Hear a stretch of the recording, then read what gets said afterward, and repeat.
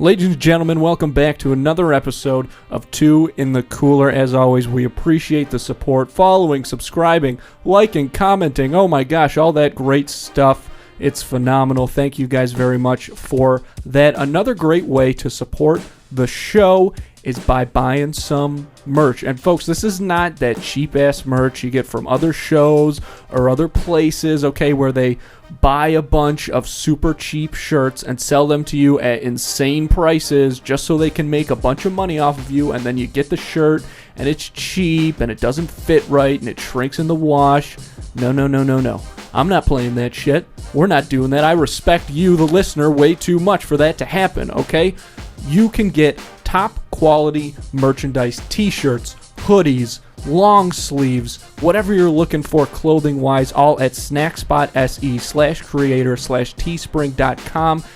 We also have, what are they called? Pint glasses. We've got bucket hats, mugs, all kinds of stuff, not just from this show, but also for Schemin' and Dreamin' with Ben and Jake, the other show we produce right here. So get yourself something nice, something that's going to make you look good and feel good. Check all of that out. The link is going to be in this episode description or in our Instagram bio. You can look at it at snackspot.se/creator/teespring.com. We here in Buffalo just experienced a snowstorm, the likes of which we have not seen in a very long time. I have never seen my car that buried, and I couldn't help but think to myself, what a nightmare it would be if I had to try and shovel that just to get to the grocery store, just to get food to feed myself or my family. Well, the good news is if you find yourself in that situation, you don't have to. And it doesn't have to be life or death. Even if you're just lazy, you can start using Instacart today. Okay, why go to the grocery store in the first place? It's lines. It's people running into each other with their carts. It's a madhouse. Nobody is looking anybody in the eye. Nobody knows where anything is. It's a labyrinth of chaos. Avoid all of that. Make your life a little bit easier and start using Instacart. The best part is right now, Two in the Cooler listeners get free delivery on their first order of $10 or more. That's right. All you have to do is spend $10 and Instacart will deliver it right to your front door in as little as 1 hour.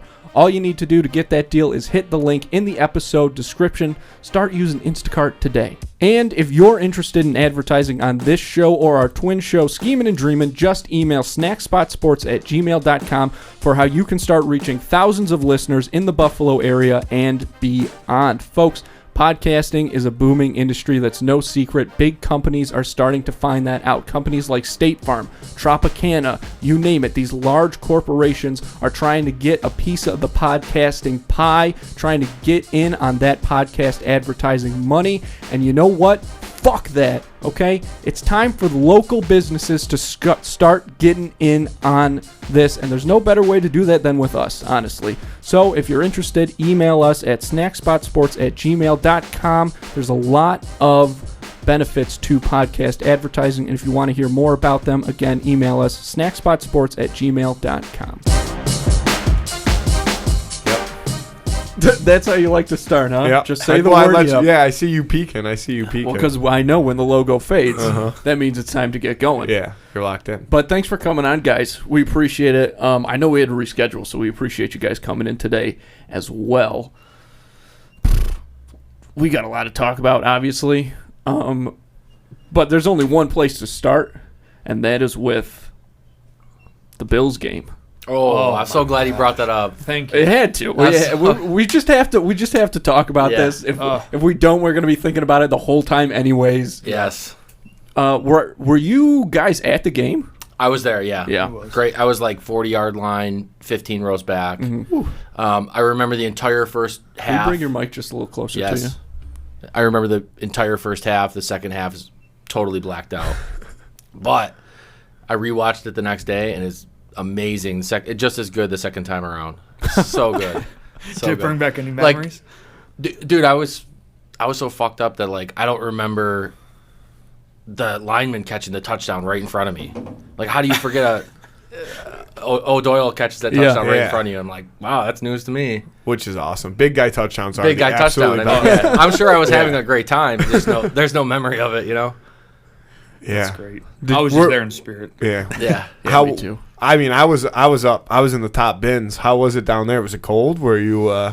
It was cold. It was fun. I had a pretty good group that we were with, and yeah, it was cool. Like the energy was cool because we got in early. It was so cold. Like I don't think a lot of people hung around the tailgate. Yeah, we were kind of. What time did you get there? Early? Yeah, like probably an hour and a half, 2 hours early. Oh, okay. But the plan wasn't. I mean, we were just like, it doesn't make sense to spend 4 hours outside. Yeah, outside. Like that would have been a reasonable thing. yeah, to do. better. Yeah. Why were you out there? Yeah, we got there like 3:30. I mean, you remember the game? oh yeah, I mean, I was dialed in. But we had the fire going, we had the grill going, Yeah. so we stayed. The people next to us had a great setup. They had one of those like propane space heaters. Mhm. Then they put up like a 10x10. Yep. And walled in 3 of the sides with tarp. That's so the they way had to their do own it. little hot box. Yeah. Wow. That's the way to do it. Yeah. For sure. Man, the second I was okay with not going because it was gonna be so goddamn cold. Yeah. But the second I sat down to watch it, I was like, fuck, I Yeah. should have been there. Dude, I never felt it for a second. I mean, I was drinking, but I Yeah. never felt it for a second. Like, I was so bundled up. I had the right gear. And, the energy and, like, the just being amped for it took it all away. Oh, it was never felt awesome. it for a second. And I think that's like, I hate missing the start of things, Bills games, Sabres games, whatever it is. So I always try to be same. in there by the Yep. time it starts. Definitely. But I agree with you. It was like 7:30, and it's everybody was flooding in. Yep. And you were in. I think I got in the stadium at like 7:20. So I feel like I saw all of warm-ups, and then I've never been in a stadium like that when the lights went off. That's new, I think. That was awesome. That was sick. Yeah, that was really cool. Yeah, it was. Is that for like their intro? Yeah, It's like which, being at a basketball game. and Man. Like, oddly- they turned the lights down and just started. oddly enough, they didn't. I don't know if you noticed this, but they didn't call the offense out like they usually do, I know. which I didn't really understand why. They called the defense out. Which was kind of low key. Yeah. If they would have called like Allen out, it would have been a freak show. Yeah, You know what I which mean? Like, and, people and going that's crazy. kind of what usually happens. Mm-hmm. But yeah, all of a sudden the lights came back on, and I said to the guy sitting in front of me, I was like, "Did we miss them call the offense?" He's like, "I didn't hear it," but then they were on the field, so Yep. but it was. Yeah, I'd never been to a playoff sporting event, so I'd always wondered what that was going to be like, and oh my god, it was so much fun. Same. I woke up and I was like, without hesitation, easily the best Bills game I've ever been to, and I've been to a shitload of Bills games. One of the best NFL games of all time. One of the best NFL games. I mean, it was just like instantaneously like, oh, that was the fucking best game I've ever been to in my Yeah. life. And I've been to like 100, you know? Which is Like, always I'm sure great to see, like, the national media the next day being like, that was the greatest game I've ever seen. It's like, Yeah. yes, thank you. Yeah, Yeah. especially when they're all picking the Pats the day Oh, yeah. before. Oh which my is- god. I was watching it with some friends of mine that just started getting into football, so it felt kind of good being the guy on the couch. I was like, here, let me tell you what they're thinking. This is what they're doing. Quick tire pump. Dude, that Hyde interception. You're I like, was- it's always like this in Buffalo. We're Oh, always yeah. just fucking steamrolling teams. oh, this is pretty usual, you know, just another Saturday.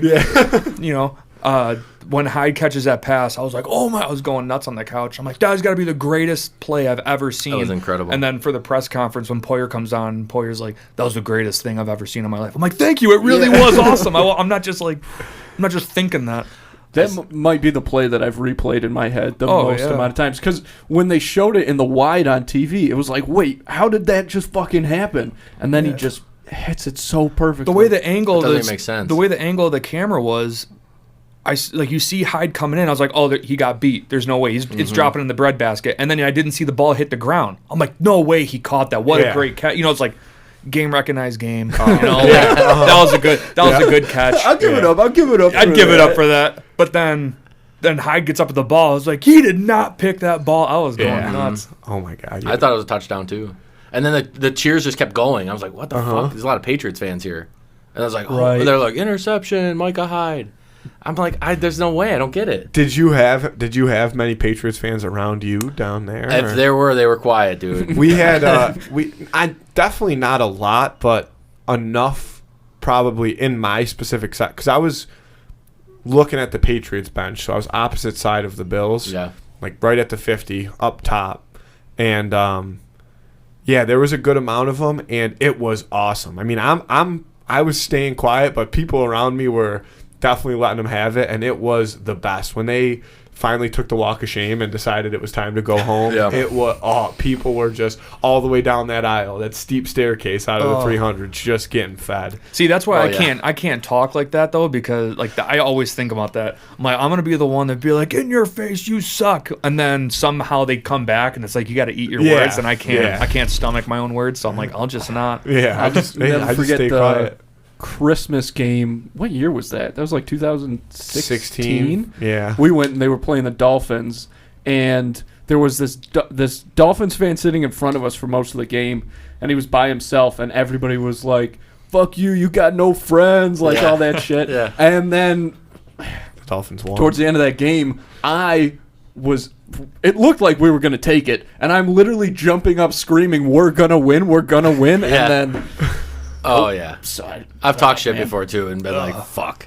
Yeah. I've been at part of the game. Dude, I've been at some monster losses. People tell me don't even go anymore. I was at Game 7, 2006, Sabres losing to the Hurricanes. That's a tough one. Fucking drove 12 hours down, 12 hours back. Like, that's a rough 12-hour ride brutal. back. Hail Murray last year. Oh, yeah. Nice. Dude, I was at Hail Murray and caught COVID in the same day. It was like the worst 24 hours of my life, man. It was horrible. It was old COVID, when COVID used to like be bad. OG COVID, dude. I was fucking shot, and I was so depressed. Like, because you had to. What else in my life can go wrong? Right? It was horrible. I was at Tennessee this year. Tennessee was brutal. Yeah, that goes on and on and on. My wife said sorry. Yeah. I watched the game and she's like, "I'm sorry, hon." I'm like, don't. Yeah, don't ever. Just don't. That was a game I ate shit on because I was running my mouth for that one, and then I can't picture that down in Nashville. And that sucked.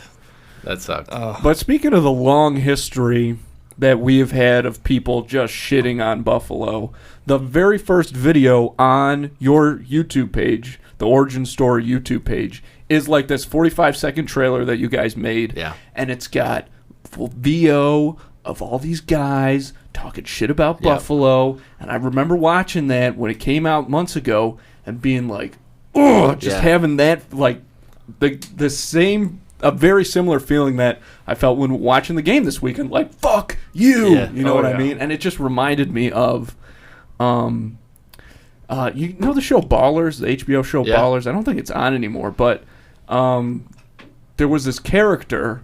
I loved like the first 2 seasons of that show, and there was this character played by Denzel's son. Yeah. He's like the main guy, Ricky Jarrett. Uh-huh. And there's this part, I'm just sitting there watching Ballers, having a great time, and he might end up signing with Buffalo, and there's this part where he's just sitting on a bench and he goes, "But Western New York is a cultural wasteland." Yeah. I took a video of it. I keep it on my phone and I watch it sometimes when I wake up just to get angry. Yeah. And I was like, that is what I'm talking about. That video that you guys put out, it's that same, I got that same feeling from it. That was like his first pitch to me. Was like, you know how like everyone's ragging on Buffalo? I'm like, yeah, we're not gonna do that.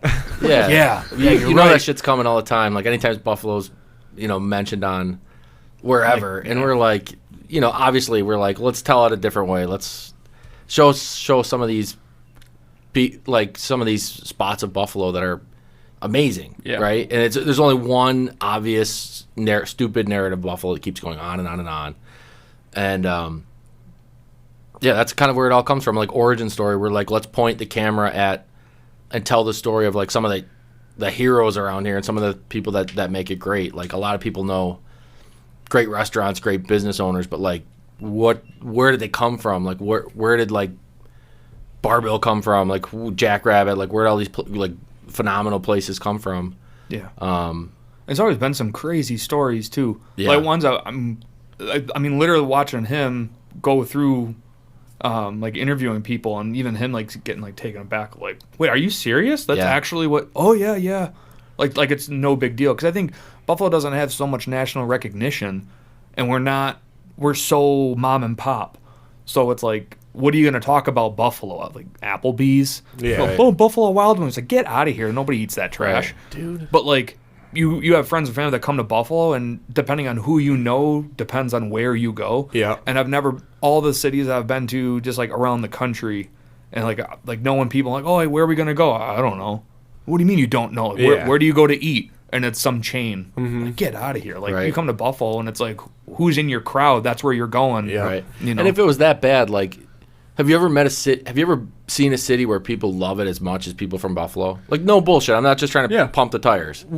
No, That's that's for that's, real. that's the Yeah. weird thing, and we say the same thing about Bills fans all the time. Is like every team is like, we got the best fans or whatever. Bills fans are legitimately the best fans, and it's There's hard not to even actually close. explain that to people because it always sounds like hyperbole. Yeah. yeah. Most of the time, it is. Because you It's also not even close. It's not even close. We say it all the time, and like, who would even? I don't know. The things that we do consistently, like the donations, the amount that we travel, like we wrote the book on a lot of that shit, you know. So Yeah, and that We was deserve a going lot of on credit. before the Bills Mafia trademark. Yeah. You know, like that was going. That's why it got birthed. It wasn't just some guy that was, oh, what if we just had like really rowdy fans in the grass lot? That'd be kind of cool, right? Yeah. No, that's been going on since dads and dads ago. Yeah. You know, when they were cheering, you know, in the '60s. Right, Yeah. which is how we measure time here. Is Dads on dads. How many dads ago was that? That was at least three Probably dads? 3 or 4 Yeah. dads. I was going to say, yeah. That's yeah, great. yeah. That's great dad ago. Yeah. I used to say for a long time, this isn't true anymore, but like for the longest time, the Bills fans were more famous than the actual Bills. Yep. Yeah. I mean, people were like, oh, Bills Mafia, jumping through tables and getting shit-faced and tailgating. Yeah. You know what I mean? Which was weird when the internet really started to grab hold of that, because I kind of, being out of the loop a little bit, didn't realize that it was a special thing. I was like, this is just what everybody does. Right. Like, yeah, we're jumping through Oh, tables. you mean right? Saturdays? Yeah, Yeah. yeah. Like, Oh, what yeah. are you talking Oh, yeah. about? Yeah. Like, that's the way it goes. Yeah. You know? Yeah. But what you guys are doing with Origin Story, it's so... You already know this, but it's a cool thing to have basically a travel show that is just about one city. Yeah. Because, and no disrespect to Triple D, but like Diners, Drive-Ins, and Dives, Right. it's like Guy Fieri goes to like 2 cities an episode or something and goes to one restaurant in Right. that city. That restaurant gets like 5 minutes, and it's very watered down. Mm-hmm. What you guys are doing, this is the way to do it. Yeah, appreciate I appreciate you saying that. That's funny that you say that, because that was like, the show was like a little part of this, little part of this. And one of the things that was like, drove us a little bit was like, I remember when, there's been plenty of shows, but he'll go to a city to do a wing special, and it's like, you don't even talk about, Buffalo doesn't even get mentioned. We talk about Hot Ones all the time. We've seen that show. Yeah. Like, have they even uttered the word Buffalo? Yeah, Like, well, do they even realize that trailer? So that trailer that you're talking about, the very first guy who starts is Alton Brown from Hot Ones, and he's the one who said, like, when he's like, "Oh, where do you go for It's a- great Buffalo?" it's a He wing goes, "You don't go to Buffalo." It's a I'm wing like, show "Oh, trashing what?" Buffalo. Like, what the fuck? And Andrew loves that show. I so do he's love pissed how- off. I like the show Oh, too. yeah. In fairness, full disclosure, I like the show, but it's And there's Sean something. Evans didn't say that. It was all No, it was Alton Brown. Yeah. Sean Evans was just the vehicle. Yeah, you know, exactly. But there's something wrong there when someone's not like pointing the camera at Buffalo, being like, "Hey, there's a wing show Right. here." That bastard. And I understood what he was. It was kind of definitely took it out of context to fit my own needs. But it was like, Right. the context was that cities, you know, like, oh, Philly cheesesteak and Buffalo wings, and like they just get known for a certain thing that you kind of lose sight of the fact that other people are doing better. But it's like, you can't say that about Buffalo wings, because has anybody ever been to or had anything remotely close to an actual Buffalo wing outside Yeah, of because Buffalo? I know there's You can't even get it in Jamestown. the only You can't even time get it in- only time you ever find something that good is when you go to a restaurant and the person's from Buffalo. Oh, They're like, yeah. "Oh yeah, I moved to Florida, right?" And they're like, I opened a bar, yeah, and now and I buy my sauce from Buffalo. Yeah, yeah, literally, and everything the I wings, get, yeah. is from Buffalo. It's the only time you match it. I mean, I feel like I've said this before, and what part of doing this kind of before you started, I'll say, did you always have this sense of Buffalo pride, or was it once you started, it kind of upped the ante for you? I'd say Cam seemed to have, just from on the outside looking in, because like I met up with him almost just at the start of it, that we ended up getting together. But I've always kind of been happy about being from Buffalo, and a lot of my family moved out of Buffalo, and it was never because of the city, but they're like, oh, like we're gonna go here because I don't want to be here close to these people, or family rifts and stuff like that. Yeah. But I was always, oh, where am I gonna go? And my wife was like, I'm not leaving. Yeah. I'm like, yeah, this place is pretty cool. And then you just kind of start to, like you said, you visit other places. Like, like that, this food sucks, or like, the culture sucks. I'm not rooting for this team. And I know you can always root for Buffalo, obviously, like living away. But I'm like, So it was always nice. All the stuff that I feel like people were looking for. It's like it's right here. Yeah. Like okay. Like people complain, oh, taxes are so high. Okay, well, like, go buy a house for $400,000. Tell me what you get. Yeah. And then go take that somewhere else, and you're not getting peanuts. Mm-hmm. So it's like, yeah, high taxes, but I think it kind of, or the better food over here. Are you kidding me? Like, look what restaurants are out there. Look what entertainment's out there. Oh, bad weather. I'll take a snowstorm. Like, even one we just had. Yeah, that sucked, and I had to plow my driveway. I got off of work because I had to close the doors, and my house didn't cave in. It wasn't a tornado. It wasn't a hurricane. Yeah, so it's it like, wasn't a tornado or a hurricane. I don't know, That's pick a one. great point. So I'm the other. I've been like always worn it on my sleeve. I grew up here. I actually grew up like 40 minutes south of Buffalo in a little tiny town called Sardinia. And I grew up, my mom taking me to Bills games, Sabres games, and I've always been nuts for the city. Always been a huge Bills fan. And I even get in trouble, like when, we're supposed to be posting origin story content on our shit. It's like, I just want to post Bills stuff sometimes, like everybody else. Yeah. And like, it's to the point where, I lived in LA for a long time, lived in LA for like 5 years, and my friends will still text me because they knew that I wore it on my sleeve. So they text me like, yo, Bills look great this year and all this shit. Like, but my other friends, most people from other cities, like, I have no idea who their fans are, but who they're fans of. Do you know what I mean? Because they just don't wear it the same way. Yeah. But there's usually not a person that I meet for a week that doesn't know, like, that's part of my identity for sure, Yeah, because the city and the team are basically synonymous with each other. For sure. But what are your guys' backgrounds? Well, That's a good question. That's a heavy hitter. That's a heavy one. Because the show is so well. how so far- what how far back What in are the these guys background up you wanna to? go? However far you want to go. Yeah. Oh, well, okay. So, way back in the day, my mom met my... No, just kidding. Yeah. So, I grew up in Hamburg Yeah. and born and raised. And then my wife grew up in East Aurora. And then when we got married, she was like, oh, let's move to East Aurora. And I was like, no, because I did not really get along with my in-laws as much. So, kept her in Hamburg for You a while. gotta cut that part. Yeah. Yeah. Yeah, just take that back. So kept her away, then back to East Aurora, and then I was like, okay, I kind of made this concession to come back to East Aurora. So we kind of had this plan. I've always been in photography and videography. So I was like, I'll move back to East Aurora. I'm going to get the camera that I want. I wanted to like get some stuff. She's like, okay, yeah, definitely. And that was kind of the deal that we made. So I ended up getting my first camera. I've always been into photography and videography, and then just started making my own things. And then up until it was 2017 or 2018, I started my company, Timothy Blake Productions. And then just started taking photos and doing video, and got my drone license, and then doing videos and stuff like that. And it just kind of kept growing. I just kept looking for other projects to work on. And then, I heard about Origin Story.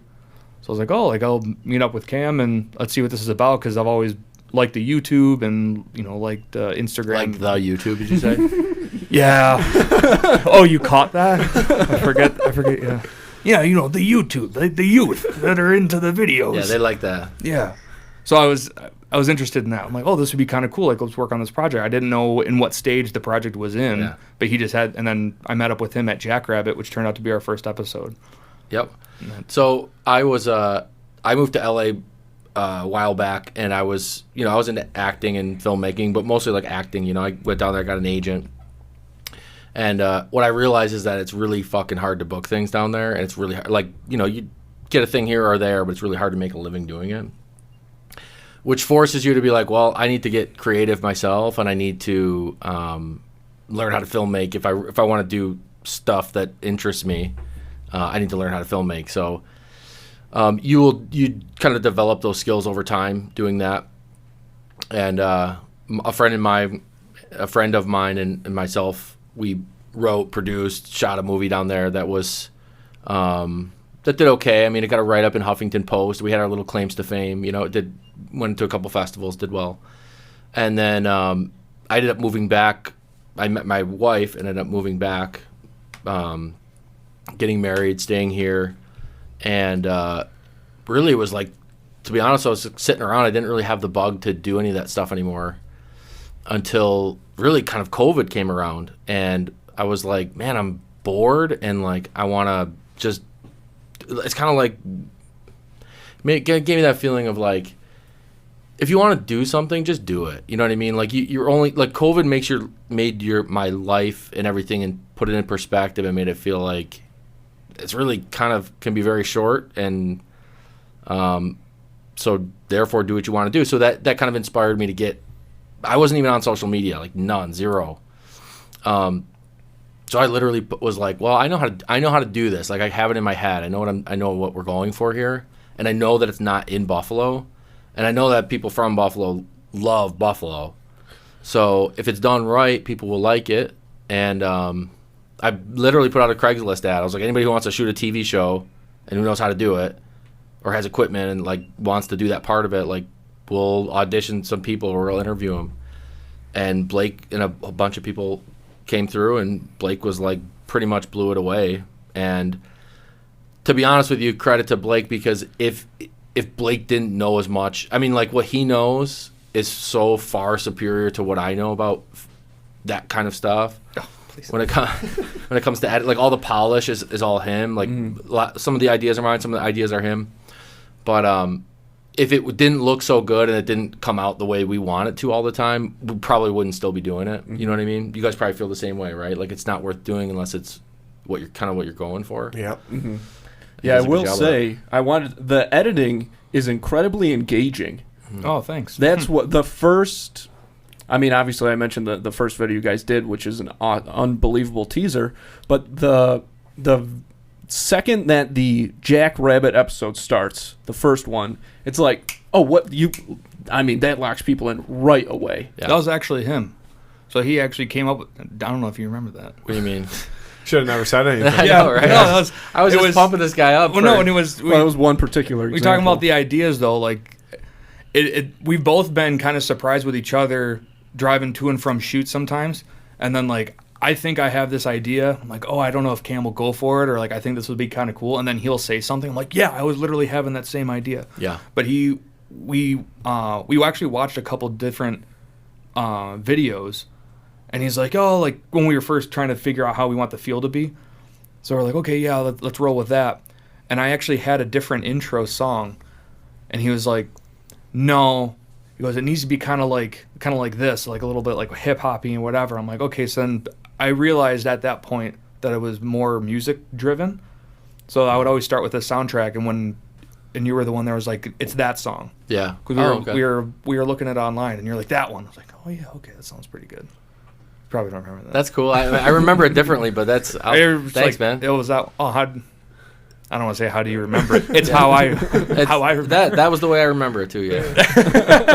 That's not how I remember it at all. That's cool. Yeah, and that was remember you being like, oh, that's the song right there. Yeah. I'm like, oh, okay.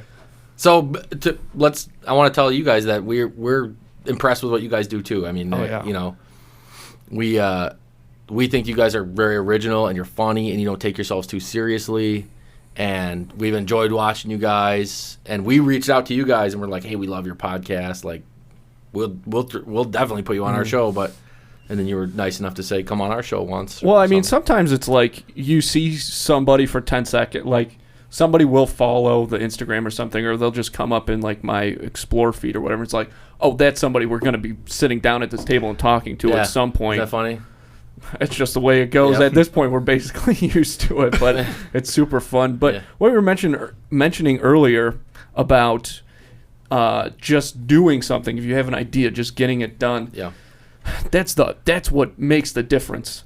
We've got, well, actually, no, we haven't had anybody like this in here, but that's my whole point. Is that there are people that I've talked to who have brought up ideas and things to me, and I'm like, you have to do this. Why aren't you working on that right now? Totally. And sometimes they'll even be like, well, I just want somebody to like pay me for it. And I'm like, well, then you're never gonna do it, man. You know what I mean? Like, you can't wait. You have to get it. You have to get it started.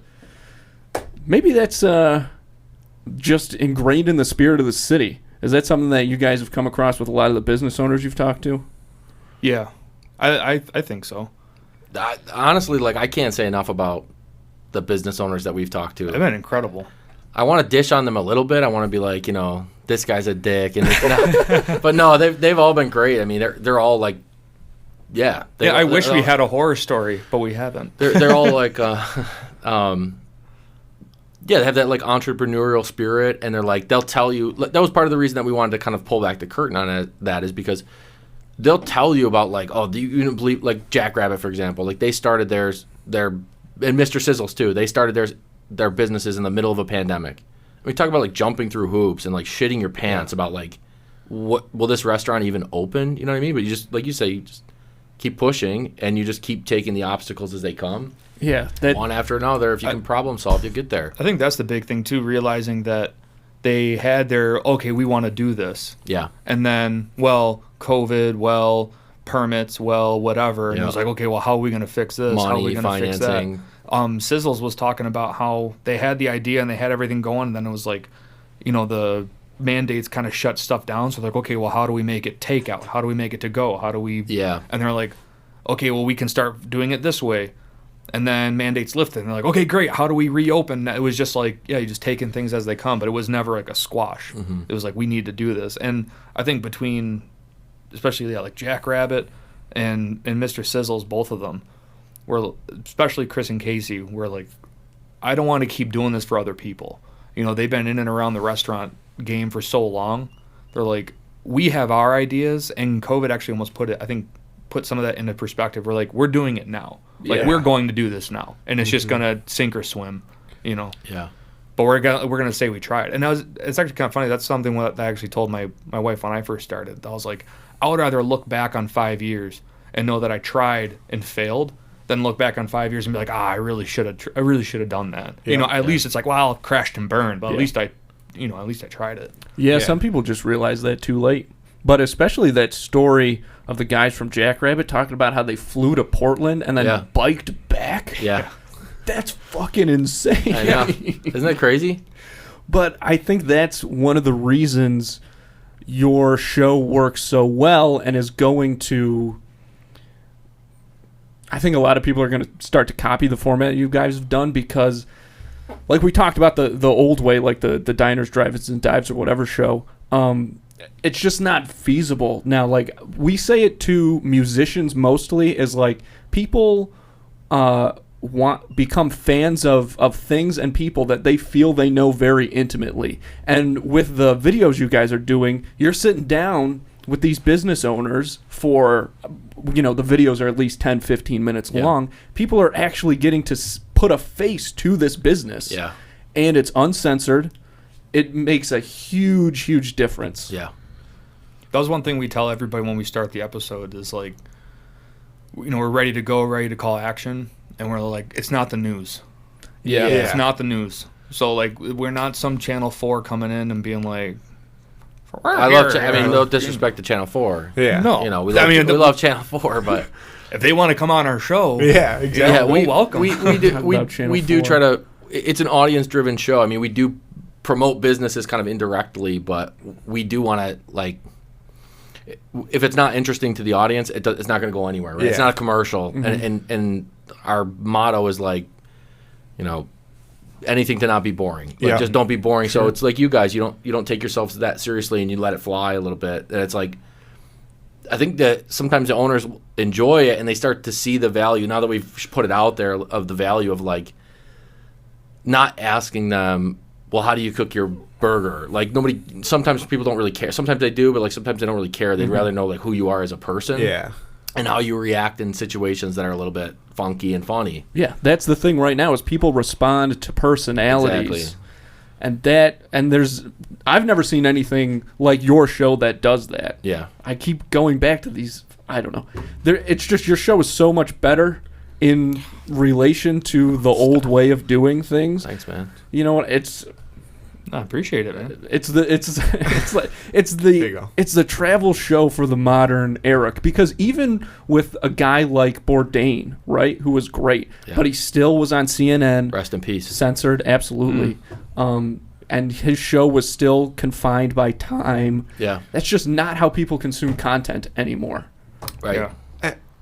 And kind of, well, I guess we already touched on this, but I think the cool thing about it, and Andrew said it earlier, it's the travel show that doesn't travel, is, and we talked about Bills fans, right? We've talked about the city a bunch, but you can't get away from it when you're talking about, you know, what you guys are doing. So a combination of not only are the people around the city very passionate about it, and that's why it comes back to that pride and wearing it on your sleeve, right? Like we were talking about. And that's why, you know, I bet you so many of them find it so easy to enjoy your content, because they can tell that that's how you guys feel. They can tell that that's the reason that a lot of these business owners are here doing what they're doing, and it just brings out even more of that personality aspect that Andy's talking about. So I think it's really cool too, because I myself, I love the city of Buffalo. Yeah. You know, you always hear, especially growing up here, people talk about how they want to move when they get older, and I'm the same way. Like, I don't want to leave Buffalo. I mean, you really do have everything here that you could ever possibly want. Yeah, it's great. I'm sorry, Billy. Go ahead. No, I was just agreeing. Yeah, Yeah, it's great. I would say that not only is it like, I'm glad that you guys are, that people can respond to the love that we have for the city, but on top of that, it's like we also only work with places inside of the city that we love too. Like, it's not an accident that we chose these handful of businesses to work with, because it wouldn't work either. Like, it wouldn't work unless I really was a big fan of Mr. Sizzles. You know what I mean? Like, I really do love that restaurant. And same with all the people that we work with. Yeah. So, you know, that's kind of like layered on top of the love for the city too. Yeah. You know? And it touches on a point that you said earlier, right? Like, when you bring people in from out of town, you know where you're going. You're going to your spots, right? Yep. And it's funny because, I mean, we grew up in Niagara Falls, and there's so many spots out there, right, that when I moved to Buffalo, when I started going to college, I didn't even know, you know, how much stuff was out there. Now I've lived in Buffalo for, like, actually in the city for 6 years, and I still find new spots. Oh, Plus, I have my favorites, right? Oh, so, yeah. I mean, it's everything, right, from, you know, food, bars, pizza, places to hang out, everything. Mm-hmm. And you almost wonder, like, how always constantly hearing about new spots too popping up. Oh, did you hear this place open, that place open? And you're like, didn't that used to be, you know, like Jackrabbit used to be JP Bullfeather. Yeah. Like JP Bullfeather, very, you know, you tell people that because they're like, oh, Jackrabbit, I think I know them. Oh, it's JP. Oh, yeah, I know JP's. Yeah. And it's like, that's that. So, like, great places are taking over great places, you know, when they're like, oh, we're kind of, you know, we want to retire, kind of like the old guard moves out. Then, like, these new amazing places pop back up, and it's like, almost hard to, like, keep up with. Yeah. How like the city's changing, but in a good way. It's a great scene. It's a cool scene. And I would definitely say too, and you know, I don't again have as like factual evidence of this, but I think things really have continued to get better in the city of Buffalo, like as far as stuff to do and whatnot. Oh yeah. And not that there ever wasn't, but it seems like it's more and more and more. And it's funny because part of it does come back to sports too. You know, the better the Bills get, the more you start to see people's passion for the city and how much they want to go out and do things and stuff like that. And that's why once the Sabres get good too, I mean, they're almost there. Someday. Yeah. Two or three games away, but that's all it will take, really. One, maybe 2 draft picks, and we'll be be knocking down the doors of the. So I feel like I've heard that before. I've never said it. I think worst feeling in the world when you're at that game where they lost in the finals in 2006. We had tickets that said Stanley Cup Finals on them. Oh, like we're gonna go. Oh, I've had those in my hand a couple times. Enjoy your paperweights. Yeah, maybe you can use it as a bookmark. Like what could have been. Yeah. Oh, that's brutal. Oh, yeah. I've been the Sabres prospect guy forever, and I finally am just like, me too. I knew. Like I told you, every prospect from here to Rochester, and now I know who they are, but I don't know them the ins and outs of them like I used to, and I don't watch as many games. I'm sure a lot of people are the same. Yeah, I mean, It's- as somebody who goes to a lot of home games, there's definitely not as many people watching.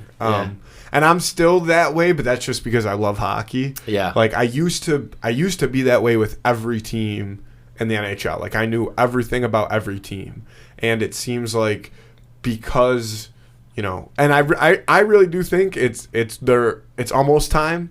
But because they have been the way that they've been for the past X amount of years, it almost makes it hard to pay attention to the rest of the league too, right? Yeah. So I still get all my NHL content, but it's like, okay, if I know, and at the beginning of every season, it's just like when the Bills were in the drought. At the beginning of every season, that's your season, right? Yeah. You come up with an equation in your mind that says like this is exactly how we're going to be raising a banner at the end of this season. And it doesn't always shake out that way, but I still love the Sabres, and I think that there's a lot of people that love them, and if they were good, and I guess I'll get your opinion on this, because a lot of people go back and forth.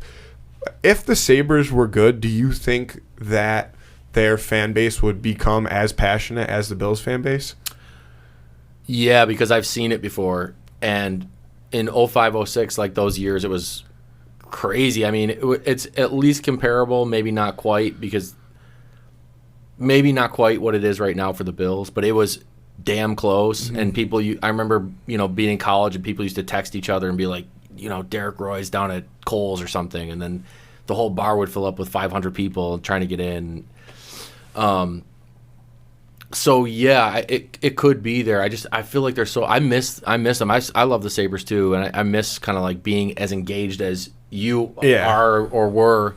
I remember there was a time when, Ovechkin would come to town. There's no way I was missing that game, especially when he was young. Mm-hmm. I mean, when he had the yellow laces and the tinted visor, and he's a young kid. I was not missing that game, and it was like that with Crosby, and it was like that a little bit with McDavid, especially when Eichel was fresh. Yep. I was like, there's no way I'm missing the first time they're playing. And there's a laundry list of superstars that I was like, there's no way I'm missing. Patrick Kane when he was in town.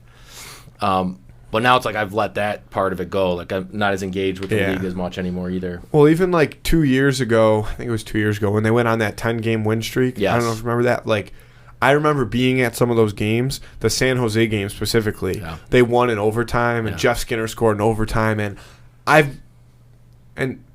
was alive, and I watched the games in 2006, even when they made the playoffs barely in 2010. But I was younger, so I didn't get to.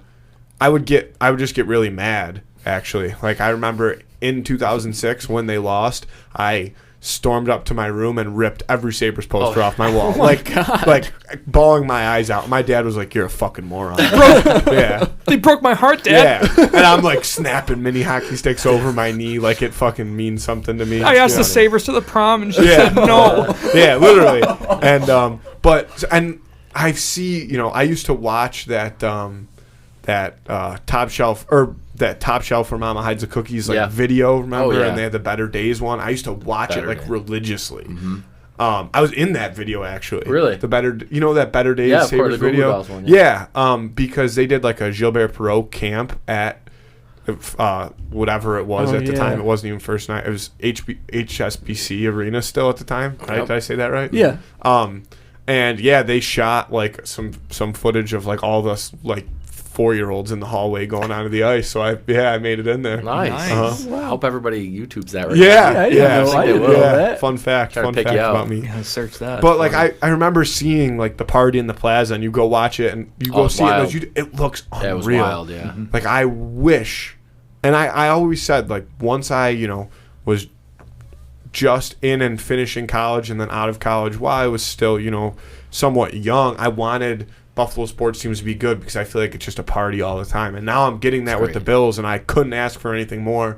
But as somebody who with such a hockey background, I just wish the Sabres could find there too before, Yeah. It's fun. There's a million great memories from that time period. The one that I will remember my favorite one was when Drury scored that goal against New York, that like unbelievable seeing eye goal. And I was at Pearl Street. I was at, Pearl Street has like levels to it. I was on like the 3rd or the 4th level. It was packed. Like the whole bar is just packed. You can't even get in. And they score the goal, and all you can just hear is like glass breaking. like people go screaming and glass breaking everywhere. I don't know if like I personally had my beer knocked out of my hand and it smashed on the ground, but that experience must have happened to like 10 people around me. It was just totally wild. Totally wild. To your point too, though, like you're saying that like the Buffalo, I feel like Buffalo fandom is an animal of its own. Mm-hmm. You know, like it could almost be its own professional sports team. So like, it is funny when the Sabres went on that giant streak, and it did seem like just so many bandwagon fans just coming out of the woodwork. Where it's like, okay, like, oh, we're here. Mm-hmm. That's nice. I'm glad that you're also here, but I feel like that doesn't happen too much with the Bills. Like Bills Mafia is like it's proud to be Bills Mafia whether we're 0-17. Yeah, they had a 20-year playoff drought and they didn't sell out like one game or 2 games or something during that. Yeah, something like that. Exactly. Like, that's why I don't think they're ever going to catch up. Even if the Sabres get really good, I feel like they have to be good for a long time. Yeah. Well, that's the thing about the Bills though is I feel like you are, whether you're a sports person or not, you're raised a Bills fan. Yeah. Like, I remember, you know, and Andrew, I'm sure, remembers this too, when we were young and the Bills sucked, like, in, like, the early 2000s. Shout out to JP Lossman. Still going to... Gunslinger. Yeah. JP. Still going to our grandparents every Sunday with our whole family for the Bills game. Like, it didn't matter. Like, we were going to sit there and watch it, and they were going to bitch the entire time, and I was going to play with, like, a toy, and, you know, I didn't even know what was happening. Yeah. But I remember being there, and I remember it was Sundays, and it was, like, Bills days. I made my dad leave the 4th Super Bowl. We had a big viewing party, I was a kid, and I had some, like, eye infection, and my mom made my dad stop watching the game. I was a kid. Your dad was probably in therapy for years after that, man. So... I remember him. He probably blames himself for it. I remember him being really quiet, and I was I don't know, what was that? I was like 4, and sorry, Cam. And he was like, I don't know why Dad's like so quiet, and we have to go to the hospital, and we were just sitting there, and he's just stone faced, not really looking at anything. Come to find out, I was like, oh, I'm sorry, man. I would have hid that for like a day. Yeah, my bad. I would have tucked that eye away. My bad, Chief. Tough loss. It's funny. That is brutal. Yeah. Well, so I mean, I guess the obvious point to go there is how you feeling about this weekend. Oh, I just don't think there's anybody who could stop us. I mean, I'm biased as can be, right? Like it's like we all are. Nobody's going to give an honest answer on this podcast. Yeah, so it's fine. Last year, if you would have asked me, the only thing I would say to people is like, it's just our time. When it's your time, it's your time, and it's our time. I feel the same way this year, even though last year I said that it wasn't true.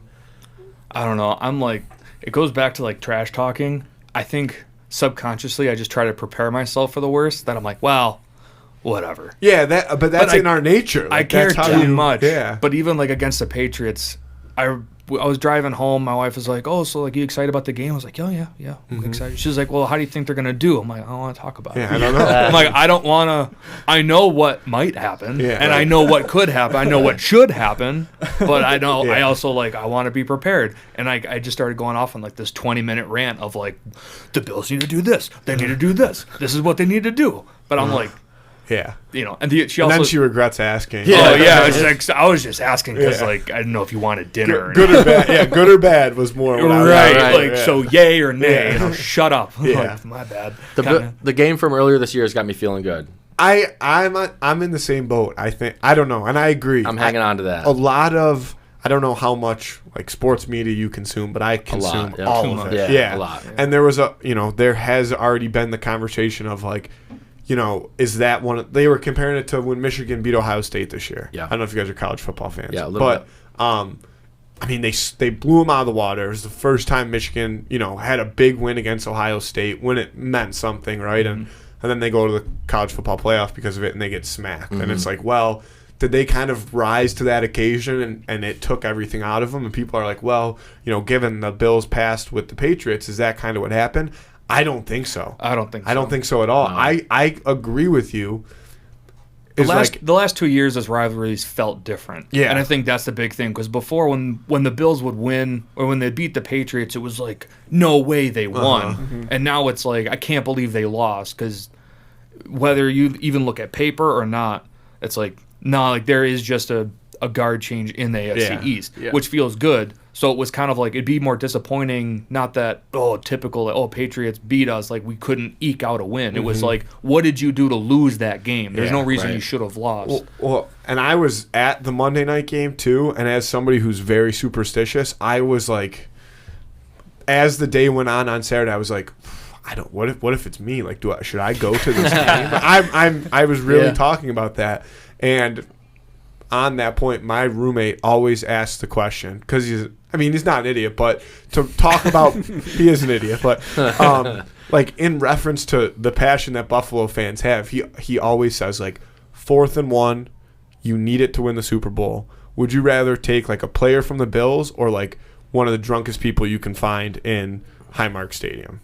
He's convinced that if you put like a 50-year-old, like watched all 4 Super Bowl losses, has been drinking since noon, if you put him in at fullback, he's getting through that fucking thing. He's just full of anger and disappointment. That's the thing they don't talk about with blue-collar towns. Is like they don't talk about the blue-collar pain that's come with just decades and decades of just grit. Yeah. Just 40 grit. Sandpaper finish all over your body. Finish, I say it all the time. It's kind of like that when Allen picked up the fumble on the 4th and 1. I was against Dallas. Dallas on the Thanksgiving game. That's what it reminds. Yeah, like that. You pick some drunk Bills Mafia dude from like the 310 section. Yeah. Near the railing, and he's like strap some pads on him. Do you think you need to get 1 yard? He's getting 6. Yeah, I was gonna say like there's a lot of people in that stadium, myself included, that like I don't think you could say like you're gonna get shot. Maybe not shot, but like there's a 97% chance that you die, even if you get it. I think there's a lot of people in that stadium that are like, I'm gonna go. Right, that's the thing. You have no disregard for your own safety. Right, You're like, I'm doing this for everybody. Right. What's CTE? No, I don't know what that is. Is that kind of beer? Yeah. I'll take 2. Yeah, we're getting across that line. Do you guys think that?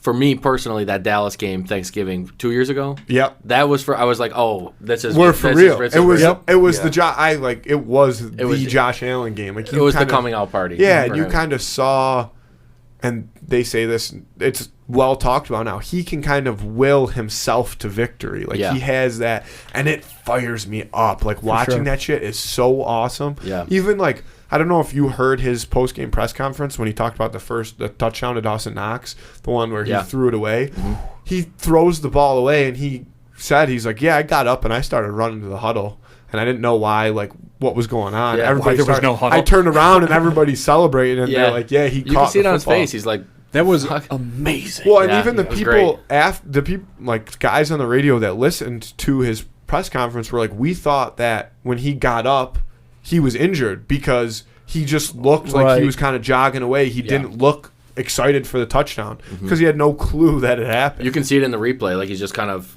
doesn't have any emotion. Definitely like he didn't just throw a touchdown. Because like that's where I feel like in billion-dollar industry, and you're going up against the rival like the Chiefs, you just got to assume people are looking at that film like, oh, we got to prepare for the back fade away. Yeah. But it's like when you come up and you're like, oh, I didn't even mean to do that. Is that like okay, we got to prepare for Josh Allen to like make a play? Or do we got to prepare for like, are they drawing that play up? Yeah. And I think that's kind of that new age aspect of it. And that's why, Mahomes is Mahomes and Allen is Allen is because you really can't draw up a game plan that's going to be concrete to beat those guys because it doesn't really matter what you do. If Allen's on, any part of his game can beat you. I totally agree with that. Yeah. I mean, I think about this all the time. I've made this point a few times. Like, to win now in the NFL, you have to have a superstar freak athlete at quarterback. And if you don't, like, you're just not. Yeah. I mean, imagine going into a game and being Jimmy Garoppolo and looking over at Josh Allen and being like, I got to fucking outplay that guy. Yeah. Or like, it's weird. You think Aaron Rodgers is happy? He's like aging out. You think Ben Roethlisberger's like, it's time to retire, and you think that's like part of his mentality is like, I can't. Well, it was definitely time for Big Ben to for sure, but I don't know if he's actually feeling that way though. It's tough to say because especially the time period that he found the most success in, and just the way that athletes are that compete at that level. none of them really want to go. That's why Yeah, you see a sure. lot I of guys think- get Right. injured in their later years because they should have been out Right. years ago. And Jordan came back like 3 times. Right. And I think that is really more of it than anything. It's like the reason that so many of these guys are so good at what they do, especially the ones that aren't necessarily freak athletes, is because they're ultra competitive. Like you could probably, they might say it to the media, right? Because everybody talks to the media the same. But if you got them in a room one-on-one, like they're not gonna let you convince them that there's somebody else better than them, right? Yeah. And that's why they get paid $30 million a year to go throw a football around, right? Yeah. So- That media training is so rough. I just can't stand some of those press conferences. Yeah. And I know you have something else to say. Yeah. Like you have something that you wanna, but you can't give it away. And sometimes it just gets so frightened. Well, like we tried hard as a team, and I think we really came together. And I really think this is. It's like, oh my God, like, Yeah. you just won. Like, can you please give a candid answer for once? I kind of see it from both sides, because with different sports, it kind of goes back to what we were talking about earlier, right? Like you have the opportunity now with the way that media works to have your personality out there. Yeah. And the more personable you are, the Yeah. more people like you, For and you sure. can then grow your own brand, right? Marshawn Lynch. We have to Yes. do Yeah. exactly. That's a big part of what we do. It's a big part of what you guys do. It's the basis of what you guys do, and that's Sure. what makes it so cool. That's why people want to watch it. And in other sports, I think that athletes should say whatever they want. But for whatever reason, when it comes to hockey, I love the classic hockey answer. Like I never want to hear anything else, because it just seems so perfect. because to me the all time. language of hockey is so fun. It's awesome, isn't it? It's Isn't it the great? best. I that's one of my favorite things about having grown up with Matthew, is that sometimes he and his friends will say things that people won't understand, Oh, yeah. and I get to translate hocky Yes. player. Yeah. It's really fun. It's a second language. It's Basically, it hockey is. It is. phonics. Yeah. Yeah. It's really funny.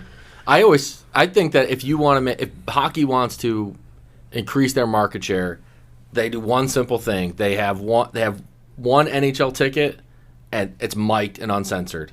Those guys are so fucking funny, dude. it When they're would be- chirping each yeah. other, dude, it's so funny. They've started doing that a little bit more. I don't know if you've watched any of the one, they brought Biz on, Paul Bissonnette. Biz is great. And that I think was huge, because you've got him sitting next to Wayne Gretzky on a panel. Like, talk about opposite Where is Biz now? personality. Is he?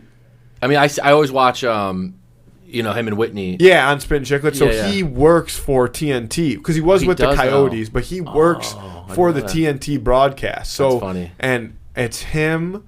Their panel is him, Wayne Gretzky, Rick Tocchet, and one other guy, and it That's is amazing. hysterical. You're talking about Wayne Gretzky, a guy who has the most points, goals Super of all buttoned time down, yeah. forever. Yeah. And you have Paul Bissonnette, who played, I don't know, not even 100 games, I think, in the Yes. NHL. Maybe had 12 Yep. points. Like, was an absolute clown. Yes. But he's again a perfect example of when he first started playing hockey. People, teams didn't like him. They made him delete his Twitter account because he Right. was so obnoxious, Yeah. but in a funny way, and people loved it. So he deletes it, and he comes back as Biz Nasty 2.0, which Yep. is what everybody knows him as now. And the reason that he is so successful in hockey has obviously nothing to do with his hockey career. No, it's just right? like you were saying, Yeah. earlier, like his personality. And he is hysterical. And so they do some different pregame interviews now where they actually mic the players up during warm-ups, and they have an earpiece in. So while they're warming up, the panel is sitting there talking to these players. And they had Brad Marchand on the other day, who, for people who know him, is a character in himself. Yeah. Whether you love him or hate him, Yep. you can't deny that. And he's like, interviews are tough in general, but this one's really tough because I'm trying to warm up. I'm trying to think of shit that I can't say, and then he's like, shit, I was not supposed to say that. Yeah, and it's pretty funny. So Yeah. I agree with you Yeah. in that sense, but I don't know that you'll ever fully get there with hockey, just because that's so ingrained into so many of those guys. They have to. NHL has to lean into that though, because if that's what's going to make them successful. so, If they too. keep trying to act like every other league, like the NBA and the NHL and the NFL are so fucking massive, their share of the market is carved out. Right. You got to do something different. Yeah. And we've said it so many times already. That's the trend of new media, is to just be as authentic as possible. Yes. That's why more people listen to Joe Rogan than Yes. watch CNN. For Right. sure. Yeah. Because I totally agree. people, And hockey's got a great. I mean, people don't know it, but hockey has a great personality that they almost never show. Yeah, because they feel like they're not supposed to or whatever. Did you ever see they're pretty old school when it comes to that kind of stuff. Did you ever see the I think they're called 24/7s on HBO? Yeah. I mean, like, I'll give you a perfect example. Like, my wife wouldn't watch 5 minutes of hockey, but she would watch that wire to wire because when they mic guys up and they're like talking to each other and they're showing like how the wives are behind the scenes and stuff. Yeah. Like, a million times more interesting. Yeah. Well, look at how many hits those mic'd up videos get for the they're so good. The shit that they say to each other is it's all time. And that's, again, like Spit and Chicklets. That it's a Barstool podcast. It's a hockey podcast. Yep. I listen to it like religiously. It is so funny.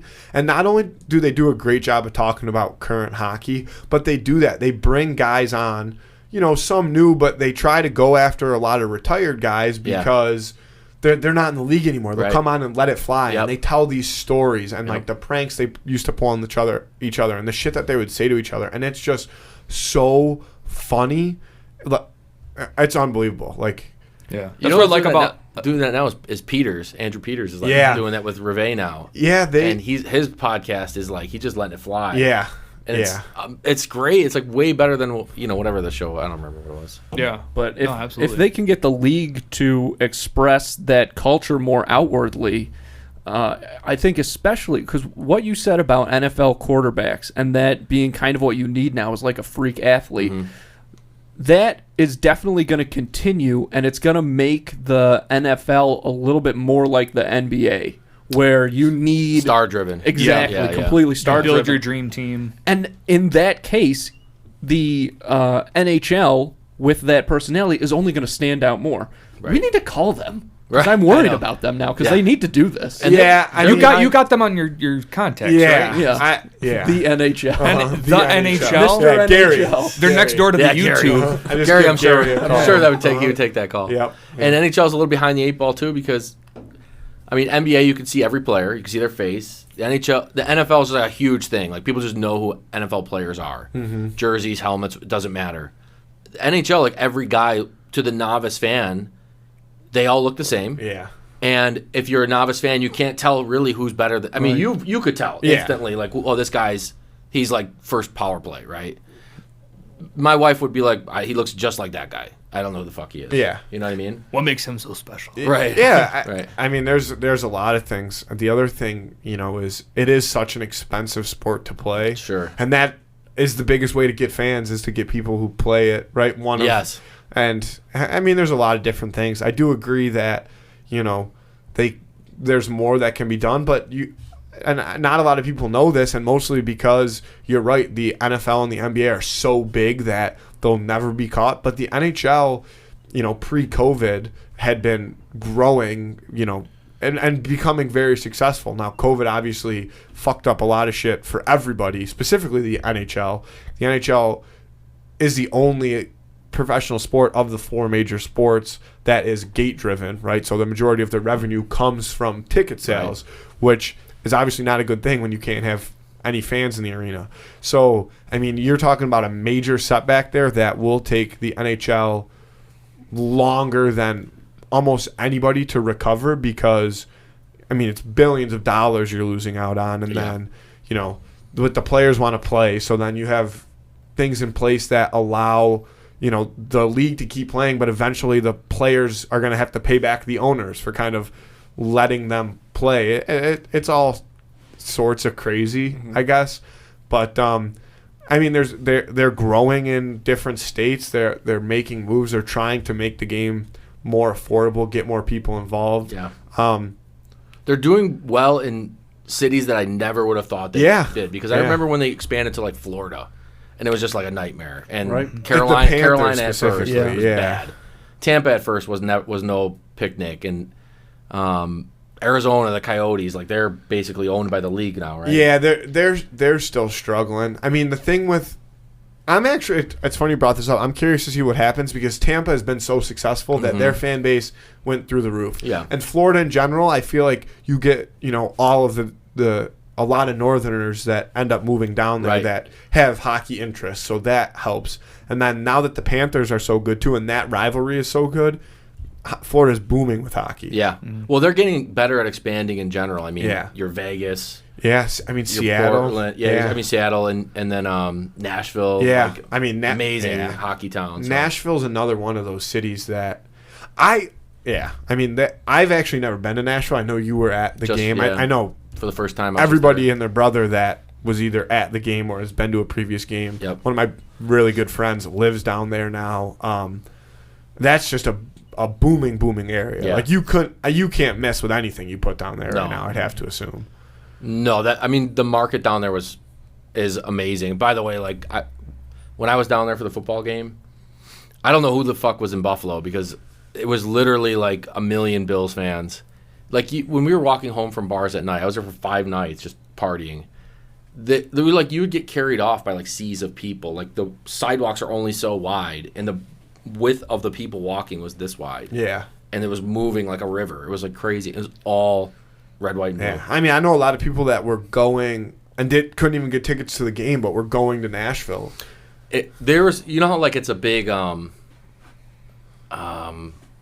what do they do that? What do they call it when people get married? Like brides, bachelorette party, right? Yeah. So like all the bachelorette buses were all Bills fans. It was hilarious. Which is awesome. It was so fun. You'd expect to see like some girls up there partying. Every single one of them was spilling out with just drunk ass Bills fans on these, and then the sides of the bus are like, she's getting married. Just married. She's finally doing Some it. big drunk dude And this gets is up. a big ass drunk Bills fan. You're right. You gotta get a couple Buffalo pressed hams against the window. Yeah, there was some of that. Yeah, Yeah. We're in Nashville now. it was wild. Yeah. No, it was like coverage everywhere. It was all that everyone was talking about was Yeah. Nashville. And it was funny because, I mean, I was back home. I'm like, man, that would have been cool to go. Yeah. Kind of like you with the game. Yeah. And it was like, I had half a mind to like ask my wife if she wanted to go. She's not. She's into like, if I'm into something, she's like, I'm really happy you're into that. Right. And like, what do you like? She's like That's fine for you. She's the soccer mom. Like, you gotta go to pracky. Like, okay, like, well, like, let's go. Like, you gotta get in your cleat. It's like, okay, do you like football? Yeah, I like football too. Sure, I do. So I'm like, maybe she'll go. Next And year. she's like, she's looking at the forecast. Wait, she's she like, might have a chance here coming up soon. AFC Championship game.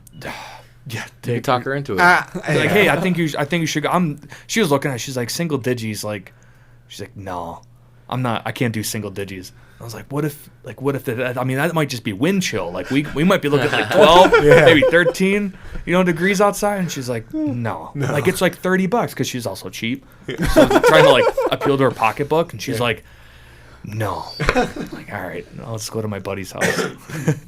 But yeah, then it's like you're talking about the game. We were talking to Tristan about the game. Oh man, that'd be so much fun.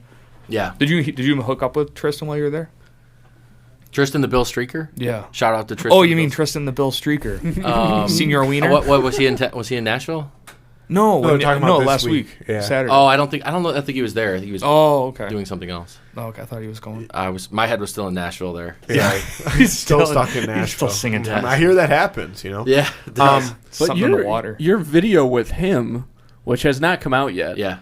How different was it doing that than doing what the 3 that you've already released have been? It was great for me. I mean, like writing it and hosting it because, we want to do more of that stuff. Like one of our things is like we don't care if you have a flower shop or you're, semi Buffalo famous or you're whatever. Like we'll put you on the show if we think it's interesting. And he was like just a great target for that, a great personality for that. That is the hard thing because like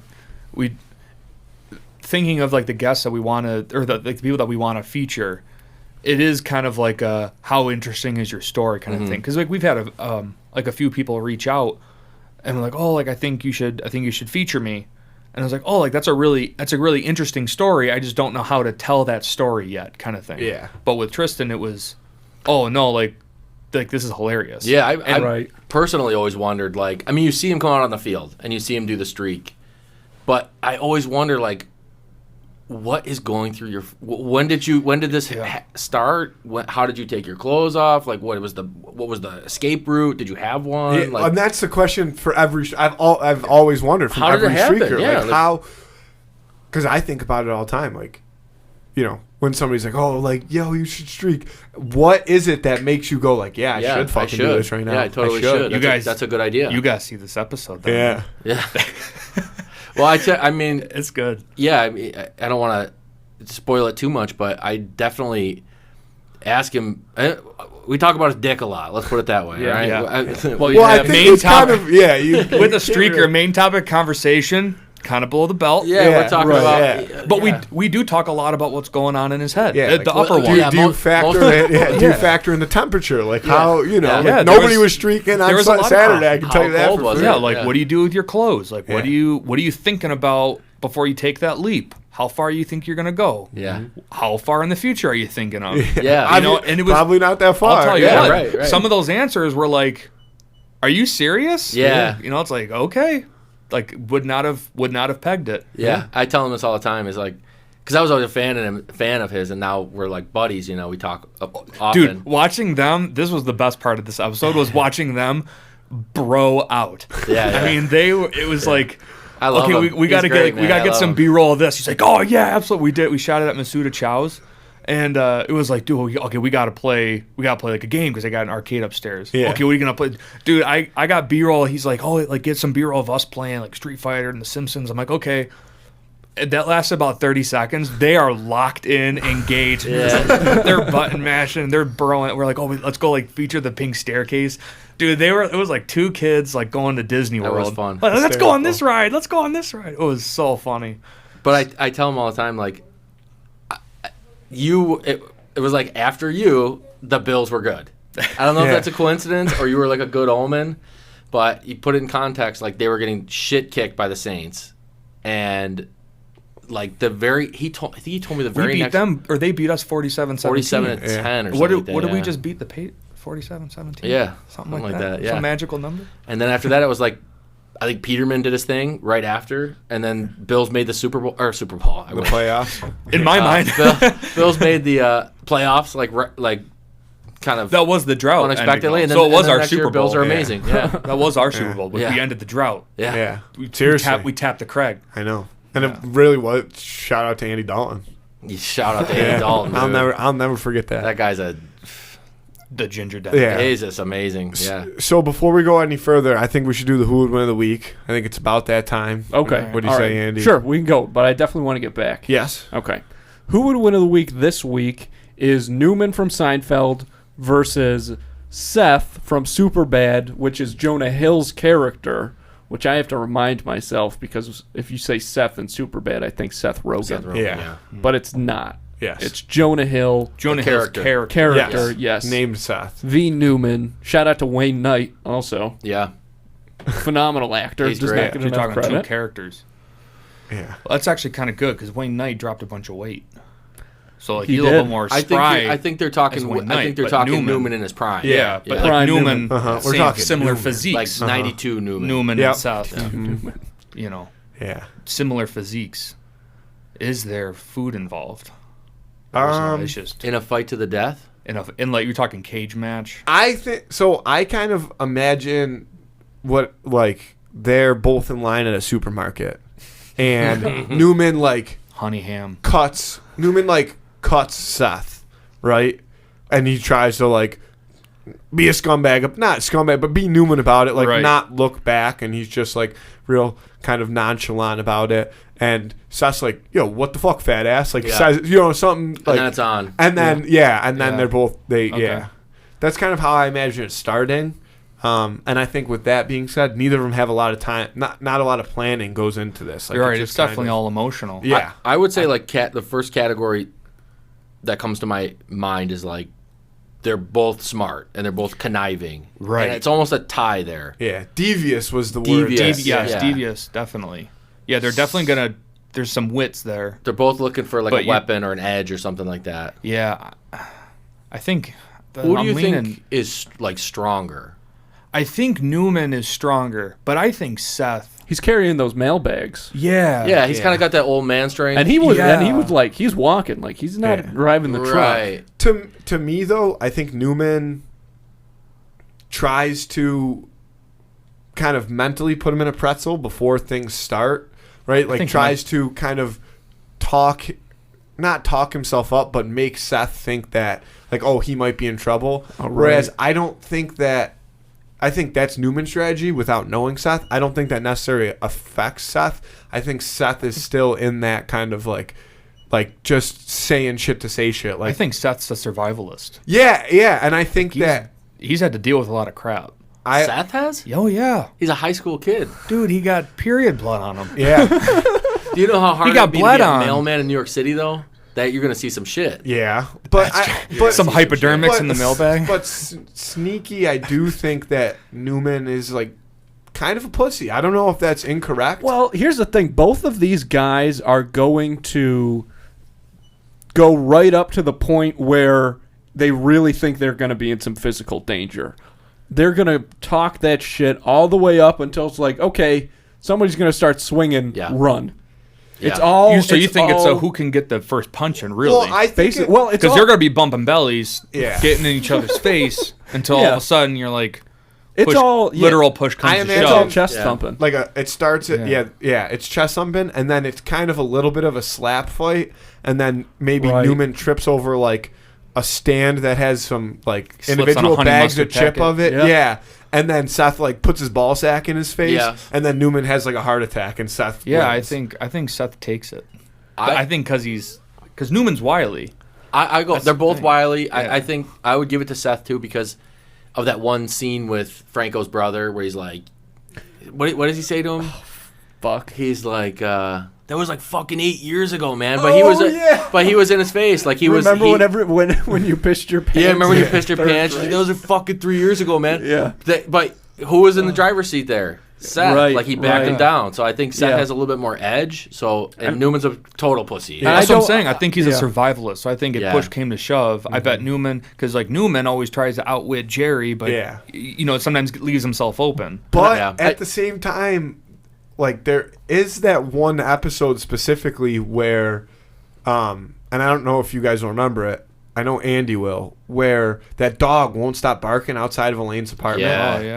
and Like he Elaine murks it. hires Newman to Yeah. take care of the dog. Yeah, so he murks that He's a dog. facilitator. he does have, he does. He also have got chased. He got chased down the street though by a bulldog. Yeah, but So would Seth though. he I think Seth By would a be running his bulldog? ass Right. off too. I think Newman does have a little bit of not edge to him, but ability to kind of do some slightly disturbing things. Yeah, I don't I think know- that's true. But I don't know that affects Seth though. Is Well, kind of. I think that's where it leads the instigation though. 'Cause I Yeah. think he's the instigator, Okay. and then I think that's like when Yeah, Seth maybe- can't take maybe any s- more of it. Maybe like what you're saying, like Seth wouldn't be able to wouldn't take it as far as Newman would. I'm not necessarily saying that though. I think that Newman could try to use that as an advantage as much as his kind of like ability to mentally pretzel people by not really making sense. By just kind of saying ideas in their face.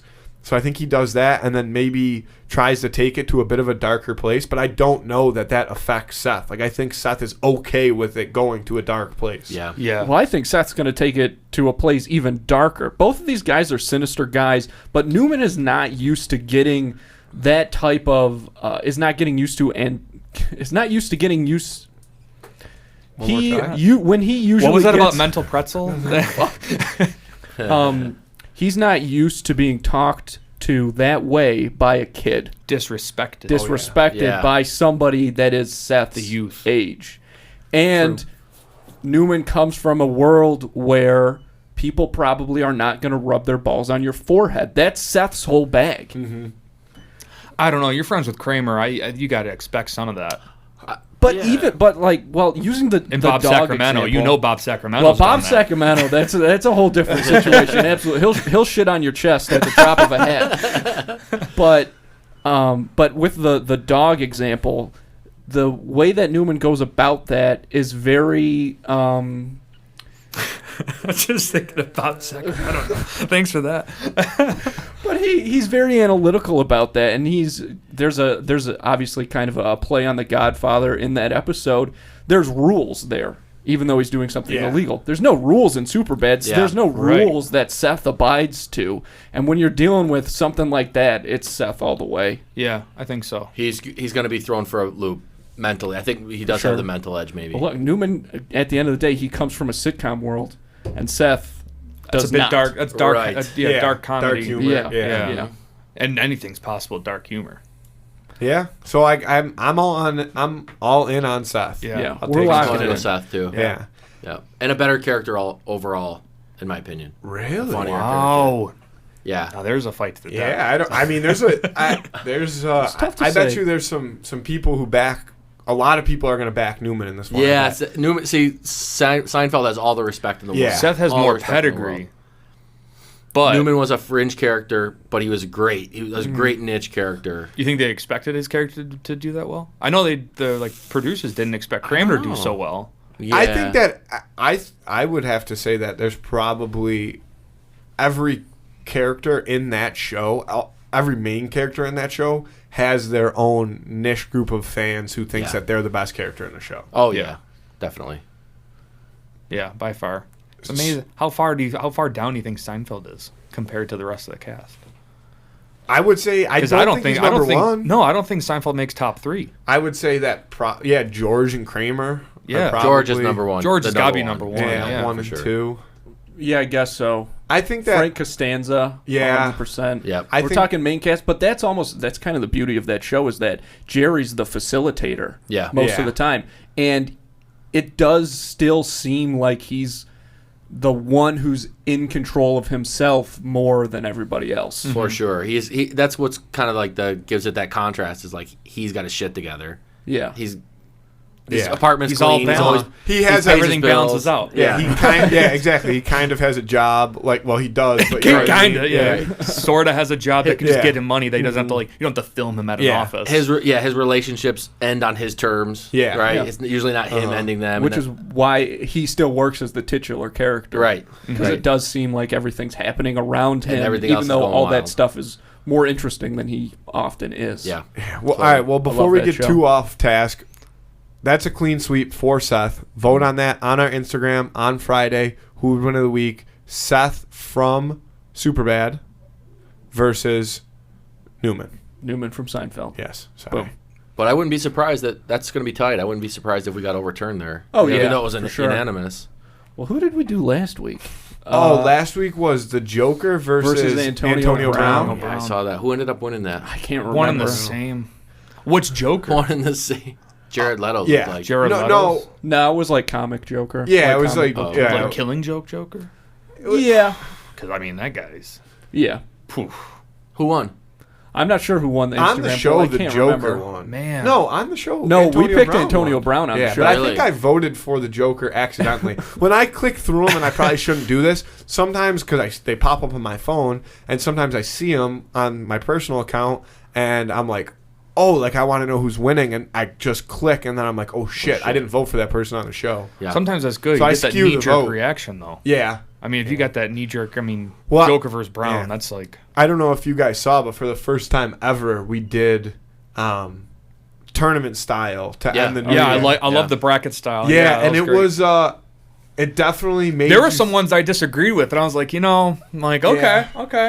yeah, as long the- as it's not the Bop It. yeah, the 'cause Bop It was It- on the Bop It was on a Miracle Run. Yeah. Yeah. That was that was like a Going wild for it. how you had some of those Yeah, I like the bracket. crazy shit. Like Bop It went against Fun Dip, I think at one point maybe. Bop It won. Fun, yeah. No. first round. I was like, No, what who the won? I fuck? forget who beat Fun Dip. It was Fanny Pack. Fanny Pack beat And now Fun it Dip, took I you guys think. for. I was like, as soon as you're like, oh, Fun Dip and Fanny Pack, I was like, oh, Fun Dip all the way, because Yeah. like, and that's dry. Yeah, and then like finally, you're like, oh, what if it gets wet? Yeah. Oh, that's Yeah. garbage. That's granules, cement. the granules. Oh yeah, getting clogged the Yeah, zipper. I know. There's been some interesting Great. ones. There goes Yeah. your Fanny Pack. Uh-huh. So You who- know, do not staple wanna of the accessory Who world. won that? The tournament? Yeah. The whole tournament? Luke Skywalker. which is kind of a little bit bogus See- because like he's a Jedi. He was going up against John Sure. Wick. That was the I knew final Wick was That's going to go tough. deep. Yeah. I knew he was going to go deep. Yeah, you couldn't You could have you taken couldn't it. operate. But I still think that going back to when we did Luke Skywalker on the show No. against Spider-Man, I think that Spider-Man could beat Luke Skywalker in a I fight. I but don't. It's in the past. Yeah. It's in the past. I was outvoted. Whatever. I want to talk a little more about origin story, obviously, with Tristan the Streaker. Obviously, there it sounds like you guys connected immediately. Yeah. Very warmed up. And I wonder how this feels to you when you're doing interviews with business owners and stuff, but watching the shows, you can see them start to loosen up throughout. Yeah. Yeah. Especially when you do the cam lightning round. Yeah. You can see them like really start Yeah. to open up, which is something that your format allows you to do. Sure.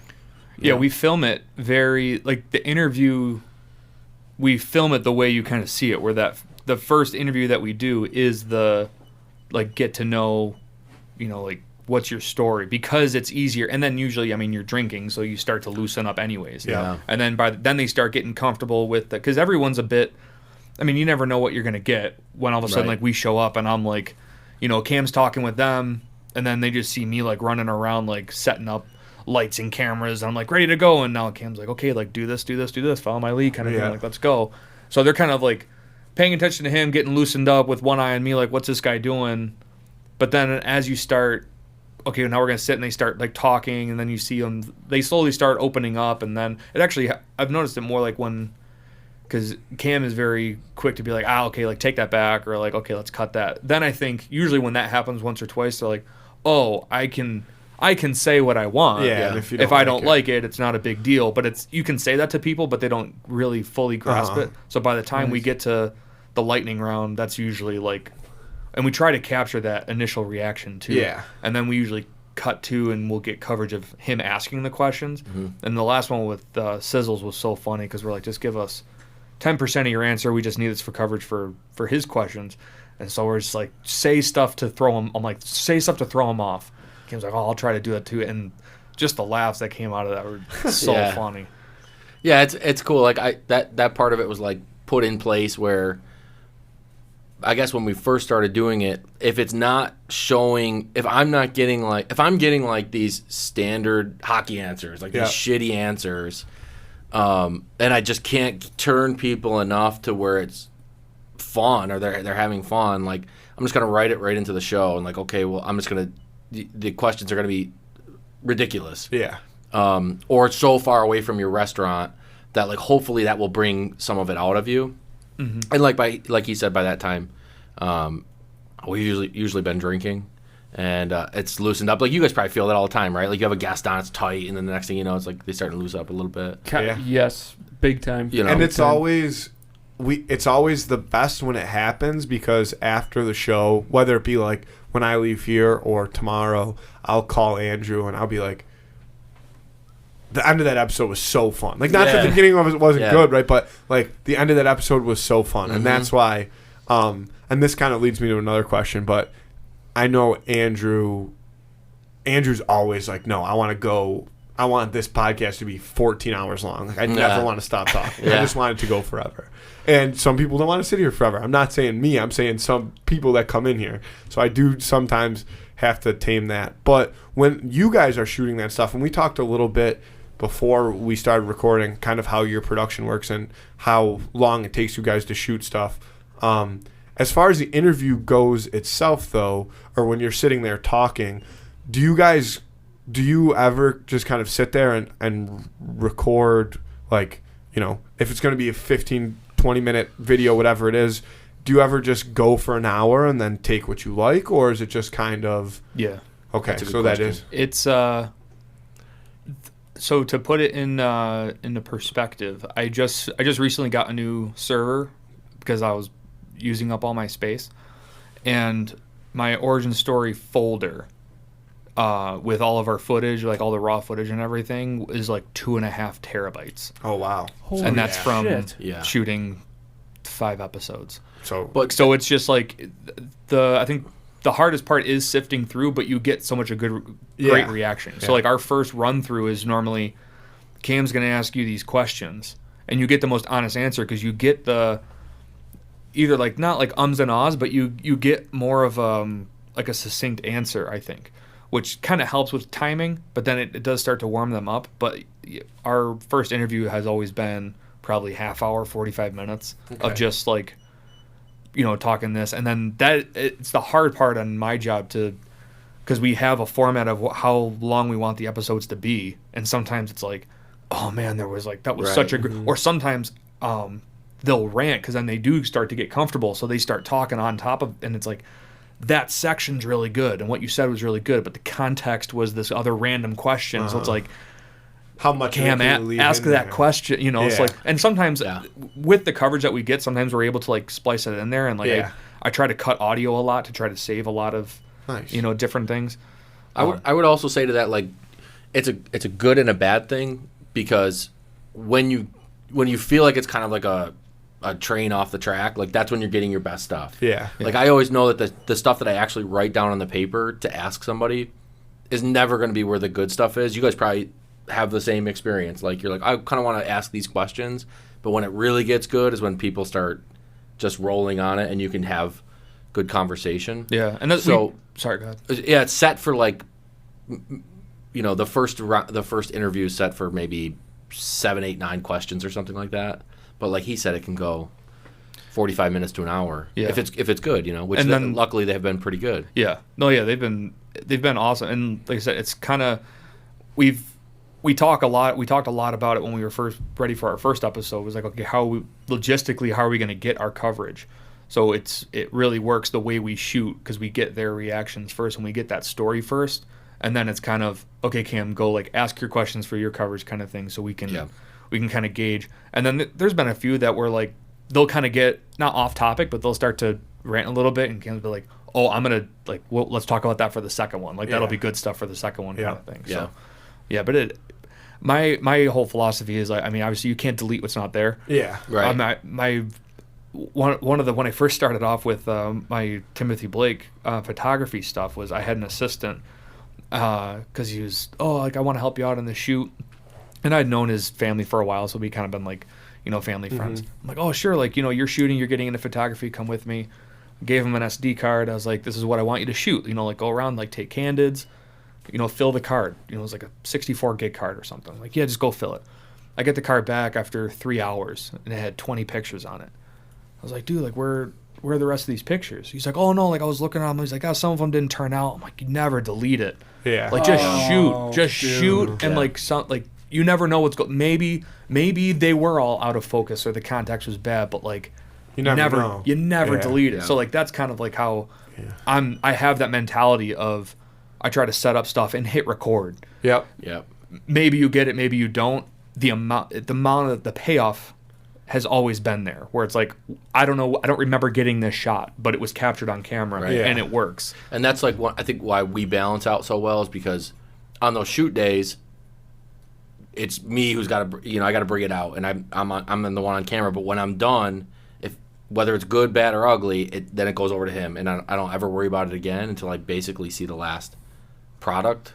You know what I mean? So and it's nice that it is kind of, I guess on the outside looking in, with the amount of time that we've gotten to know each other, it's kind of cool that we're on the same page so quickly, where we're like, oh, Cam's going to like this, and I know he's thinking oh, this is what Blake's thinking. And there is more of that mutual trust, even just after the first episode. We're like, oh, okay, yeah, you got it. Creatively, we've always clicked. Like when I first explained it to him, I mean, it was like this, it was this good. Like when I explained the project to him, he was like, oh yeah, I get it. He was like basically just explaining it back to me. Like, okay, I can see that you're getting it.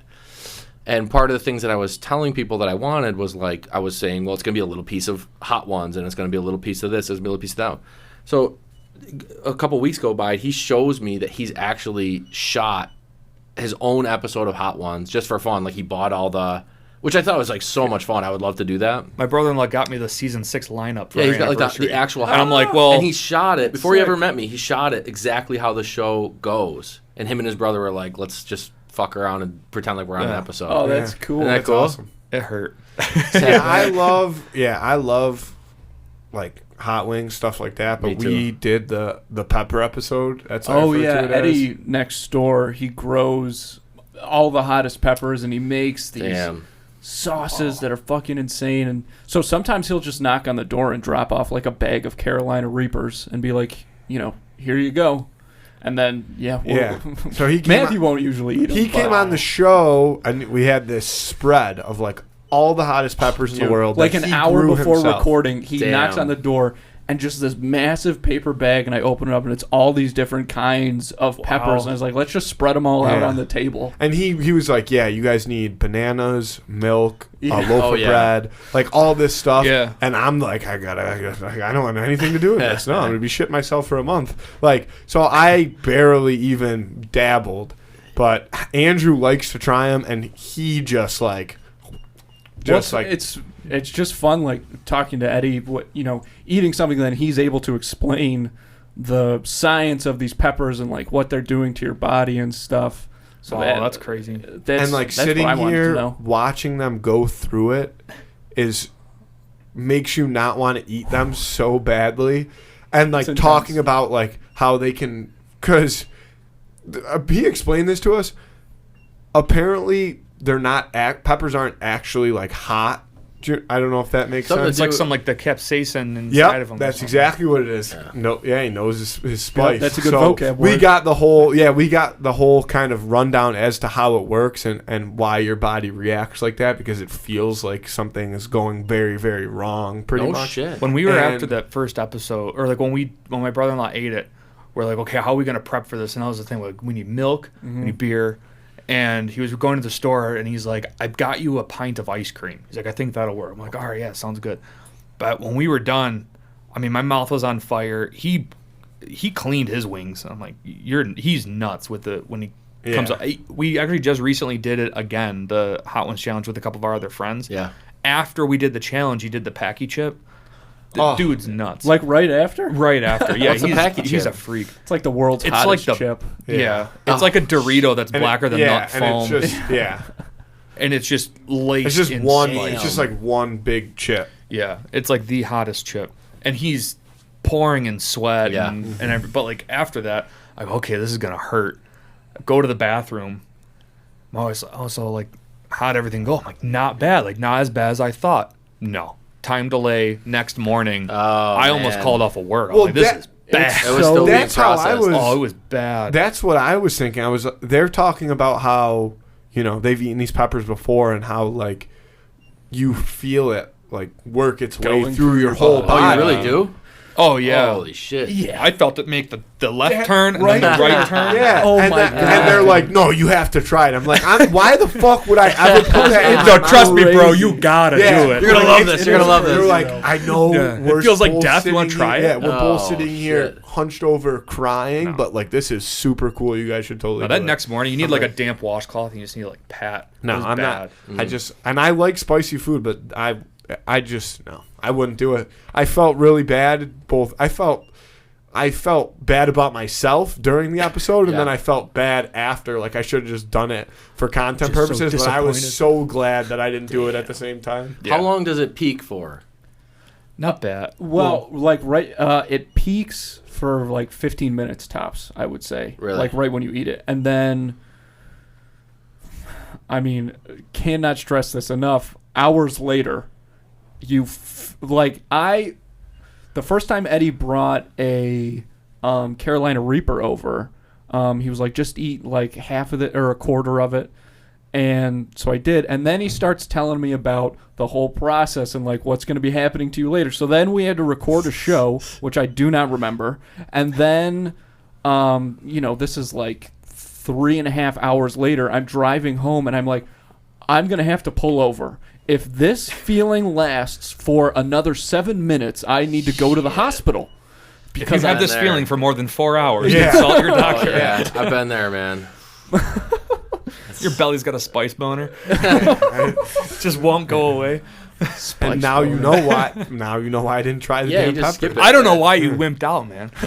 Sounds great. I did. I know. I really. crazy feeling. I felt bad about it, but I was not mad that I didn't eat it. I mean, he does a bunch of things with them, like makes other things too, and I'll try. I like to try all that stuff, but they were just eating raw, friggin' like. I've never done the raw pepper. No, you don't. I would It's crazy. not suggest it. Didn't look fun being on the outside in. I was Even just staring eating at- the sauce. If someone said like, "Oh, do you want to do?" No, I don't want to. I was sitting here staring at Emily, saying like, "Please just give me the nod. Like, I don't have to do this, right? Like, there's nobody. I didn't sign a contract that says I have to do what they tell me to. What's on the show. craziest thing you have done that makes up for it? Nothing. Every time we do something crazy on the show, I'm like, yeah, you know What what? about like in your normal life, like skydiving or something? Well, I'm petrified of heights, so I've actually always wanted to go skydiving. Yeah. Though I feel like that's one of those things where not only is it like, because I do love adrenaline, like.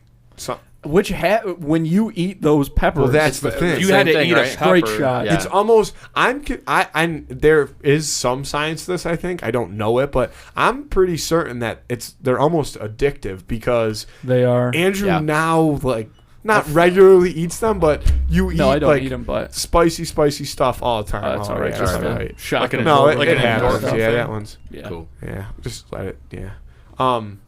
Get like an endorphin rush. Or Yeah. something. Like, well, they say you insane. get like a high off of it. Yeah. And I'm like, You You do kinda feel get like that even- lightheaded. You get like this like almost not the spins, but it's like when you're one beer away from like, okay, I'm buzzed now. It's Yeah. like that. It's like Can't you kind of feel that when you eat like really hot wings too? You're like part of the fun of yeah, it it's is that like spice. you're Yeah. going out on a limb a little bit. should make you eat like those atomic wings from Barbell when we do their episode. Yeah, it's not a Should be bad like, idea. You That have would be to. awesome. That's not a bad idea. For the yeah. second interview, Yeah, I've do like a nod to hot ones.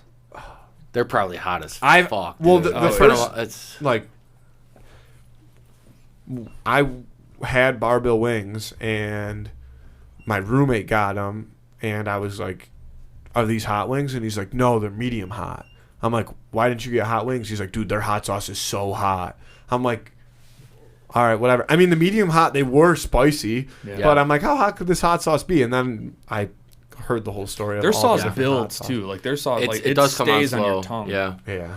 So like by the time you're like 3 deep, you're like, ooh, you're like, yeah, that's you're the crying trick. and sweating. Yeah. Yeah. A little bit of celery.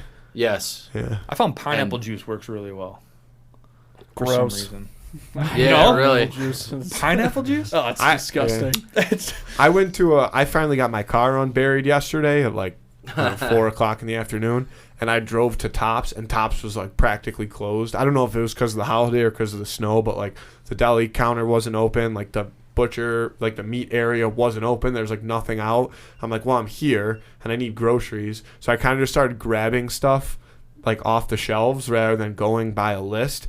And I bought like 2 giant gallons of Sunny D just because they were one of the things. Shout out Wow. to Sunny D. And Shout out. I had a glass of Sunny D last night, and I was like, A you know, you can like glass. feel it on your teeth, and you're like, oh yeah, this is Should you good like stuff. It's a real deal. Like who would win between Sunny D and Tang? That's Sunny good, D. but we've never had Tang before. Another thing that I didn't buy, but I should have, looking back on it, is like Yoo-hoo. Yoo-hoo. Oh, there you go. Sunny D versus Yoo-hoo is a good who would win, and we definitely are going to do that one very soon. love Yoo-hoo. But I think Yoo-hoo's disgusting. Well, What? It's chocolate drink. Yeah, Yeah. it's unbelievable. Gross. I used to drink a lot of Yeah, it. you used to You know how drink they a sell lot those of like it. juice boxes, pretty much. Yes. but Yeah, Yoo-hoo. full of you. Yeah. Oh yeah. Oh yeah. Disgusting. You could leave them in Yoo-hoo. the sun; they're still good. Yoo-hoo is the miracle whip of chocolate milk. yeah, It's like it's not- not, yeah. it's not Fake. actually chocolate milk, That's but for it's sure. not bad either. No, like it's- there's yeah. days that you want. There's days that you want like a turkey sandwich with some Hellmann's, and then there's days that you want Miracle Whip because I don't know, maybe it's just like the unhealthy day or something. You're like, I'm just gonna Yeah. destroy my. There insides. is they I do agree that they could have came up with a better name for it than chocolate drink, but it's chocolate drink. That's what it is. Dude, Yo, if you you gonna- legally have to call it chocolate drink, though, I'm done. That's I- funny. We do- can't call this milk. that's the legality of it. No animal has ever been near. We this. know it's chocolate, Right. and then it's some sort of drink. that Yeah. part we're sure of. Yeah, we don't know it's what the chocolate. rest There's is. chocolate That's extracts funny. in Yeah, it. and it's like Well, whatever they do.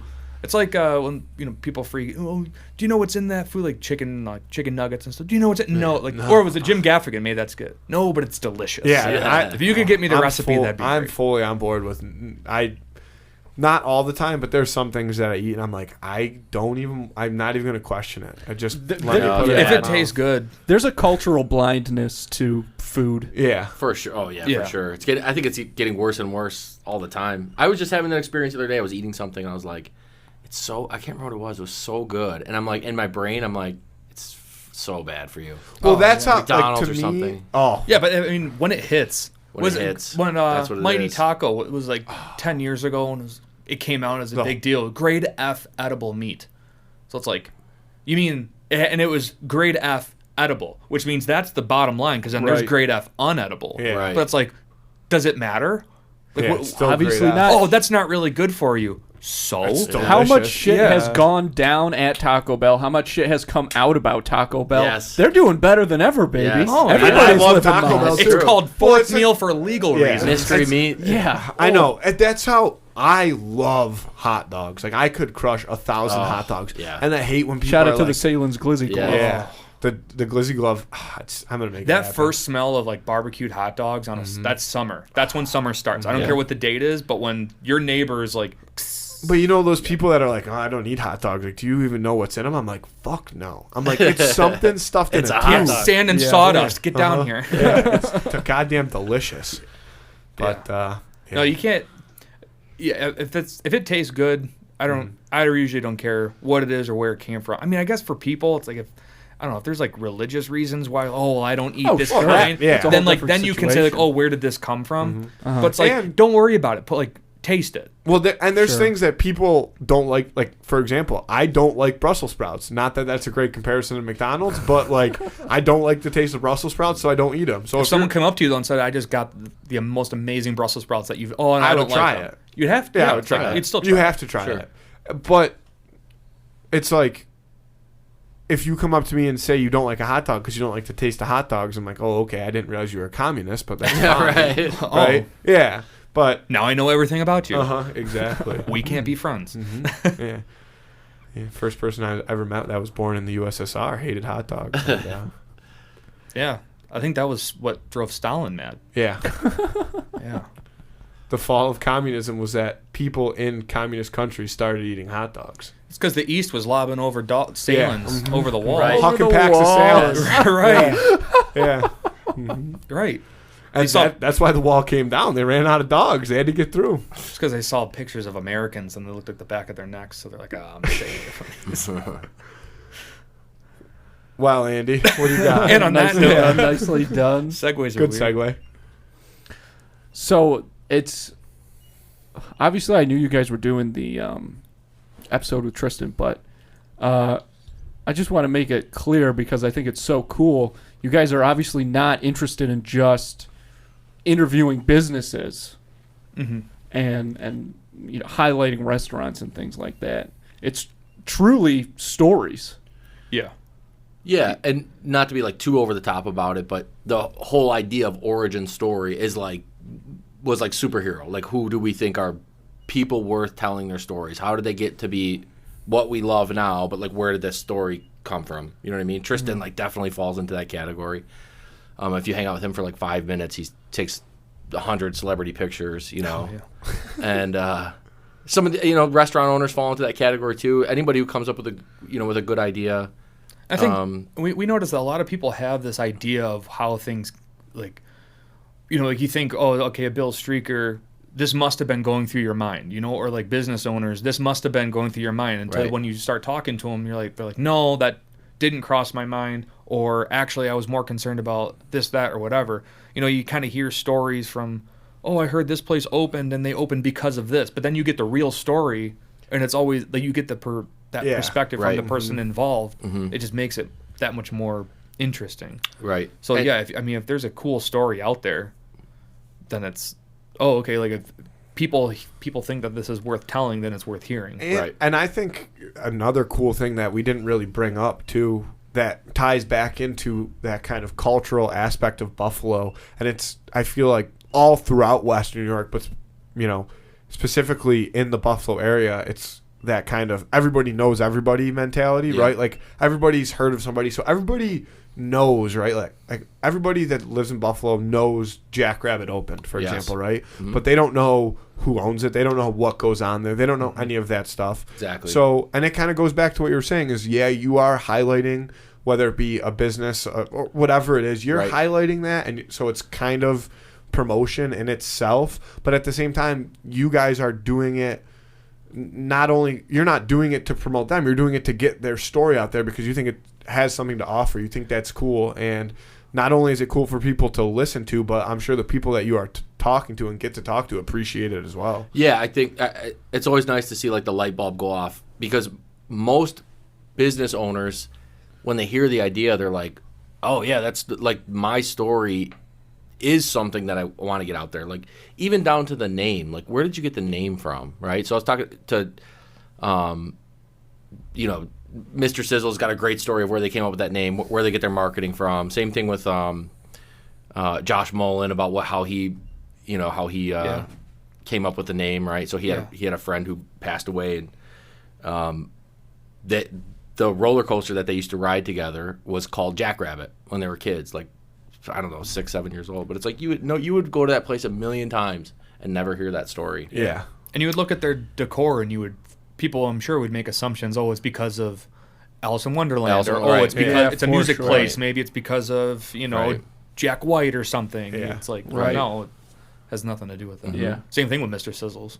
And there's a million components to that. Like, well, where did you get the idea? Like, what did you think we were missing here? Like, 42 North was super fun to work with. Like, we live right in that area, right? And for me, it was like, as soon as they were like, oh, there's a craft brewery coming in East Aurora, I was like, oh my God, it's going to just kill it. It's a craftsman town. And like, these guys already look like they're on the money. Like, the beer that's coming out of there is great. So right away, I'm like, they're going to just kill it. And they do. They're amazing. Yeah. And so to me, it was like, well, when did you go like, oh, you know what this town needs? There's no breweries around here. And now you look around East Aurora, it'd be insane if there wasn't a brewery. There's like 5 of them, But for me, you it kind was of have like, the thought of like, why hasn't this happened? Right. To me, it was like, when did you go, oh, like lightning struck me. I think I know what I need to do. I need to get this guy who's a great brewer, and I have these connections. I'm going to put it all together, and we're going to hit the ground running here. And, that's kind of the short version of their story, but that's a great story too. Everybody has that. Even like Tristan's story is like, when did you have your lightning bolt moment? Like, when were you like, this is happening for me, and like all the things leading up to it, and what it took for you to get there, and what was it like going through it? And everybody saw that, 30 seconds clip on Twitter and the internet, or people who were there. They see this guy streak across the field, get tackled, and leave. Right. And then you see pictures of him later, and he's got like a little brush burn on his cheek. And you're like, okay, yeah, that probably happened from the turf. But then that's or there was rumors like, oh, you got beat up in jail. There's like or what people don't see, kicked your ass or whatever. Like you never hear about what he was doing before the game. You never hear about what's going on in his life that led up to that moment, and you have no idea what's going. Like, there's like all these with the news coverage. Like, oh, like there's rumors out there that this happened, and it was like, what's it feel like sitting in Bill's jail? Like having just done that, like what's going through? Describe to me what's going through your head when you're just like ran out in front of thousands of people.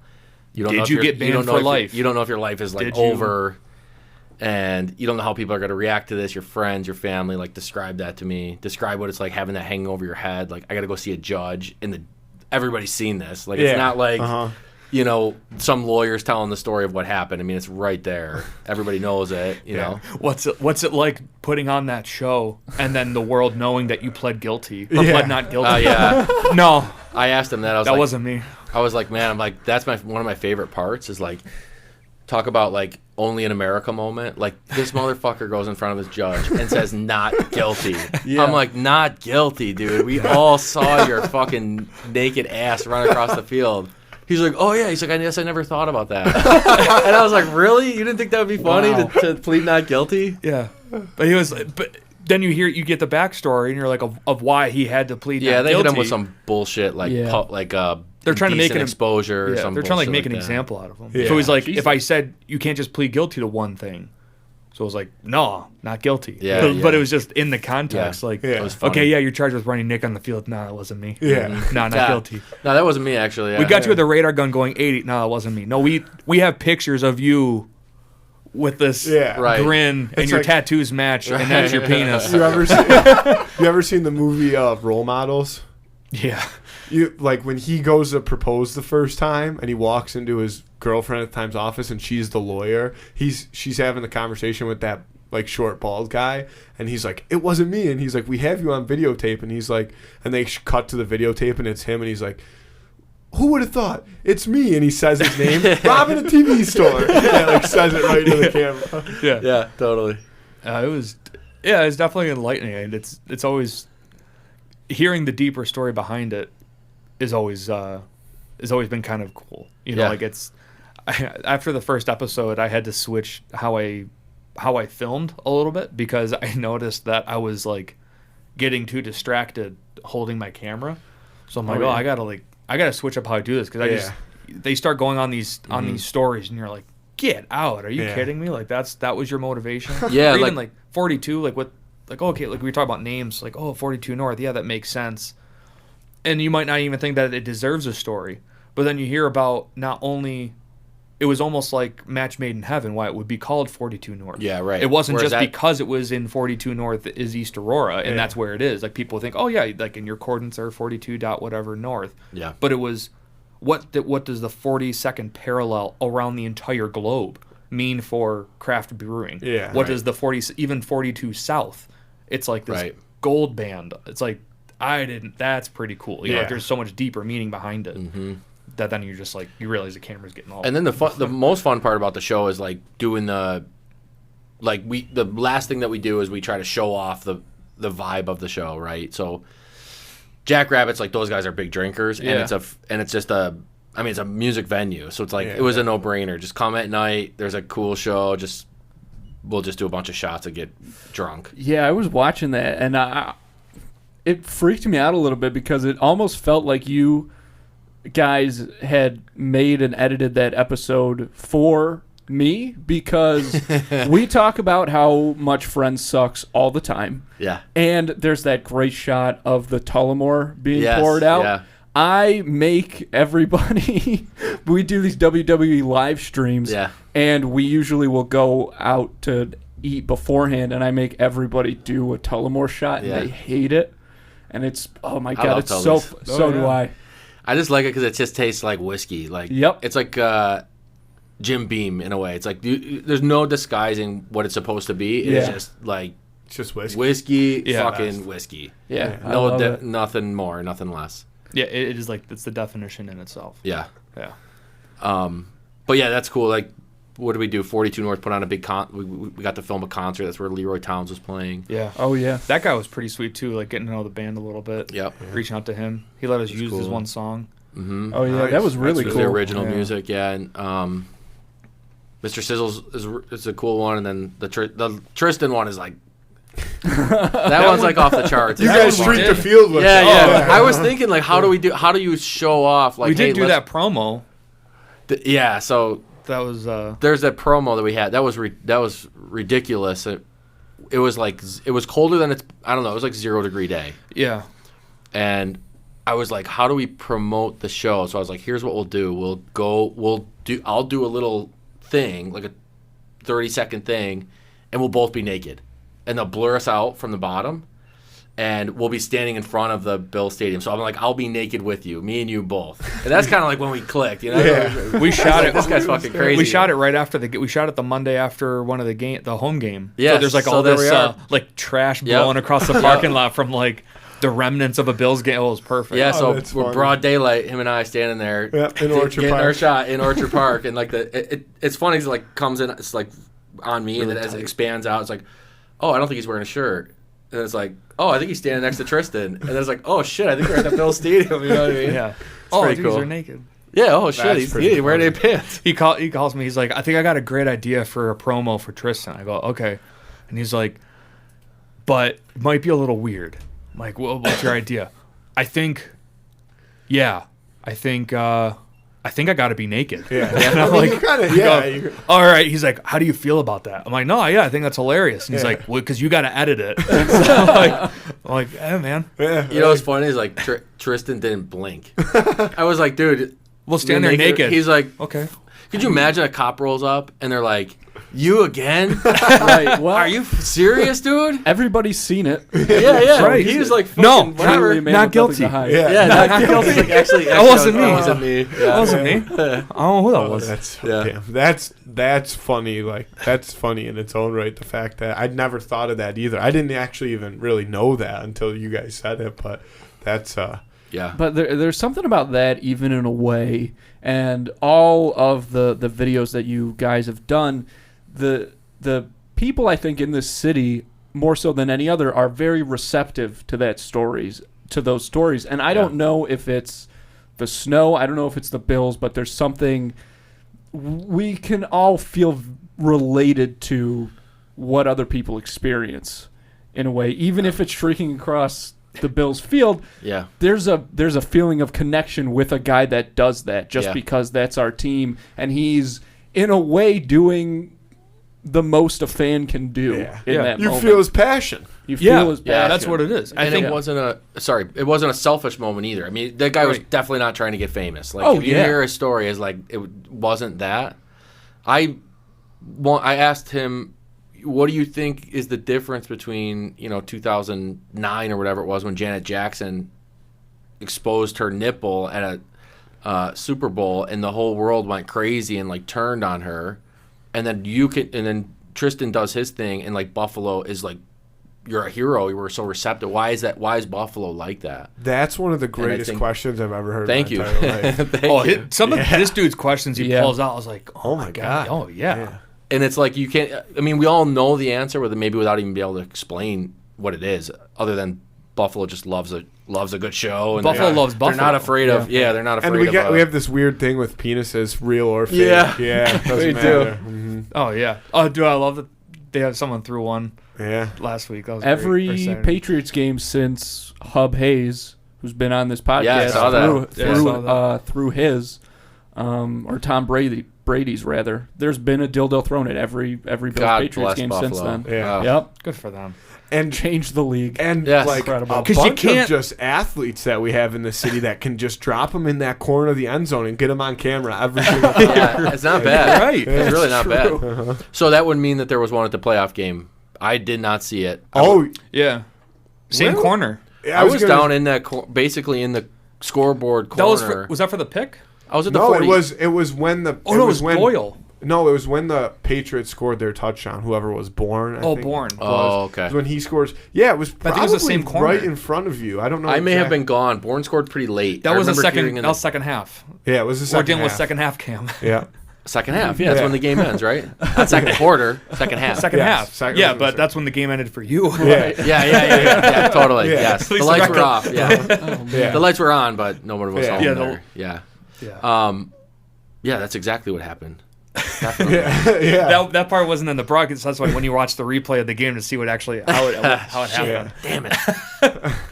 And I oddly enough too, the first time that happened, and I've told the story, but I like saw it happen on the broadcast, and I was in my dorm room, and like you couldn't rewind TVs, and nobody believed me that I was in the common room watching the game, and I was like, everybody start refreshing Twitter, and it turned out it was true, and from the 300s, like it happened, and I started screaming like, "That's a dildo!" And everybody's like, "What the fuck is this kid saying?" And then like 30 seconds go by, and you see the ref kick it off the field, Oh, and then yeah. some guy, and everybody's like, "That's a dildo!" I'm like, I'm like, listen, I know what a dildo looks like. All right, boys, like that's a dildo. Do you watch or listen to McAfee? Not as much. I would listen to a lot of his content and stuff when he was with Barstool. I don't listen to his podcast. He was so. talking about that the dildo, and it was like that ref was smart kicking it off the field because there's some like Omicron. OG COVID on that thing. Yeah. You got to kick that off the field. Good thing he didn't pick it up. Just smart ref. And I just wanted to clarify, it's not just any dildo. It was Brady's dildo. Yeah. The very It first said it one right was, on the side. yes. Right. It actually was his. Oh yeah. Yeah. I think he took it out of his hotel room, Yeah. from what I heard. Yep. You forgot this. Yeah. That's not in the that's not published. No. No. Publicized. Well, I think, it's about time to wrap it up, and I appreciate you guys coming on. But before we get there, when it comes to origin stories, one of the things that I, again, like about it, I know we've been saying pretty much that we like everything, but it's hard not to, is what we talked about, and that you guys have so much you have so many different avenues, right? Different people kind of coming on. And even before that hand a little bit, we talked about, other things that you guys are doing and how different it is. And I just think that's awesome. And I can't wait to see all that stuff. Like, I can't see what you guys have to come. Thank you, man. We appreciate that. Definitely really appreciate That means it. a lot, man. Appreciate it. It's likewise for you guys. You guys are killing it. Yeah. And we enjoy the show.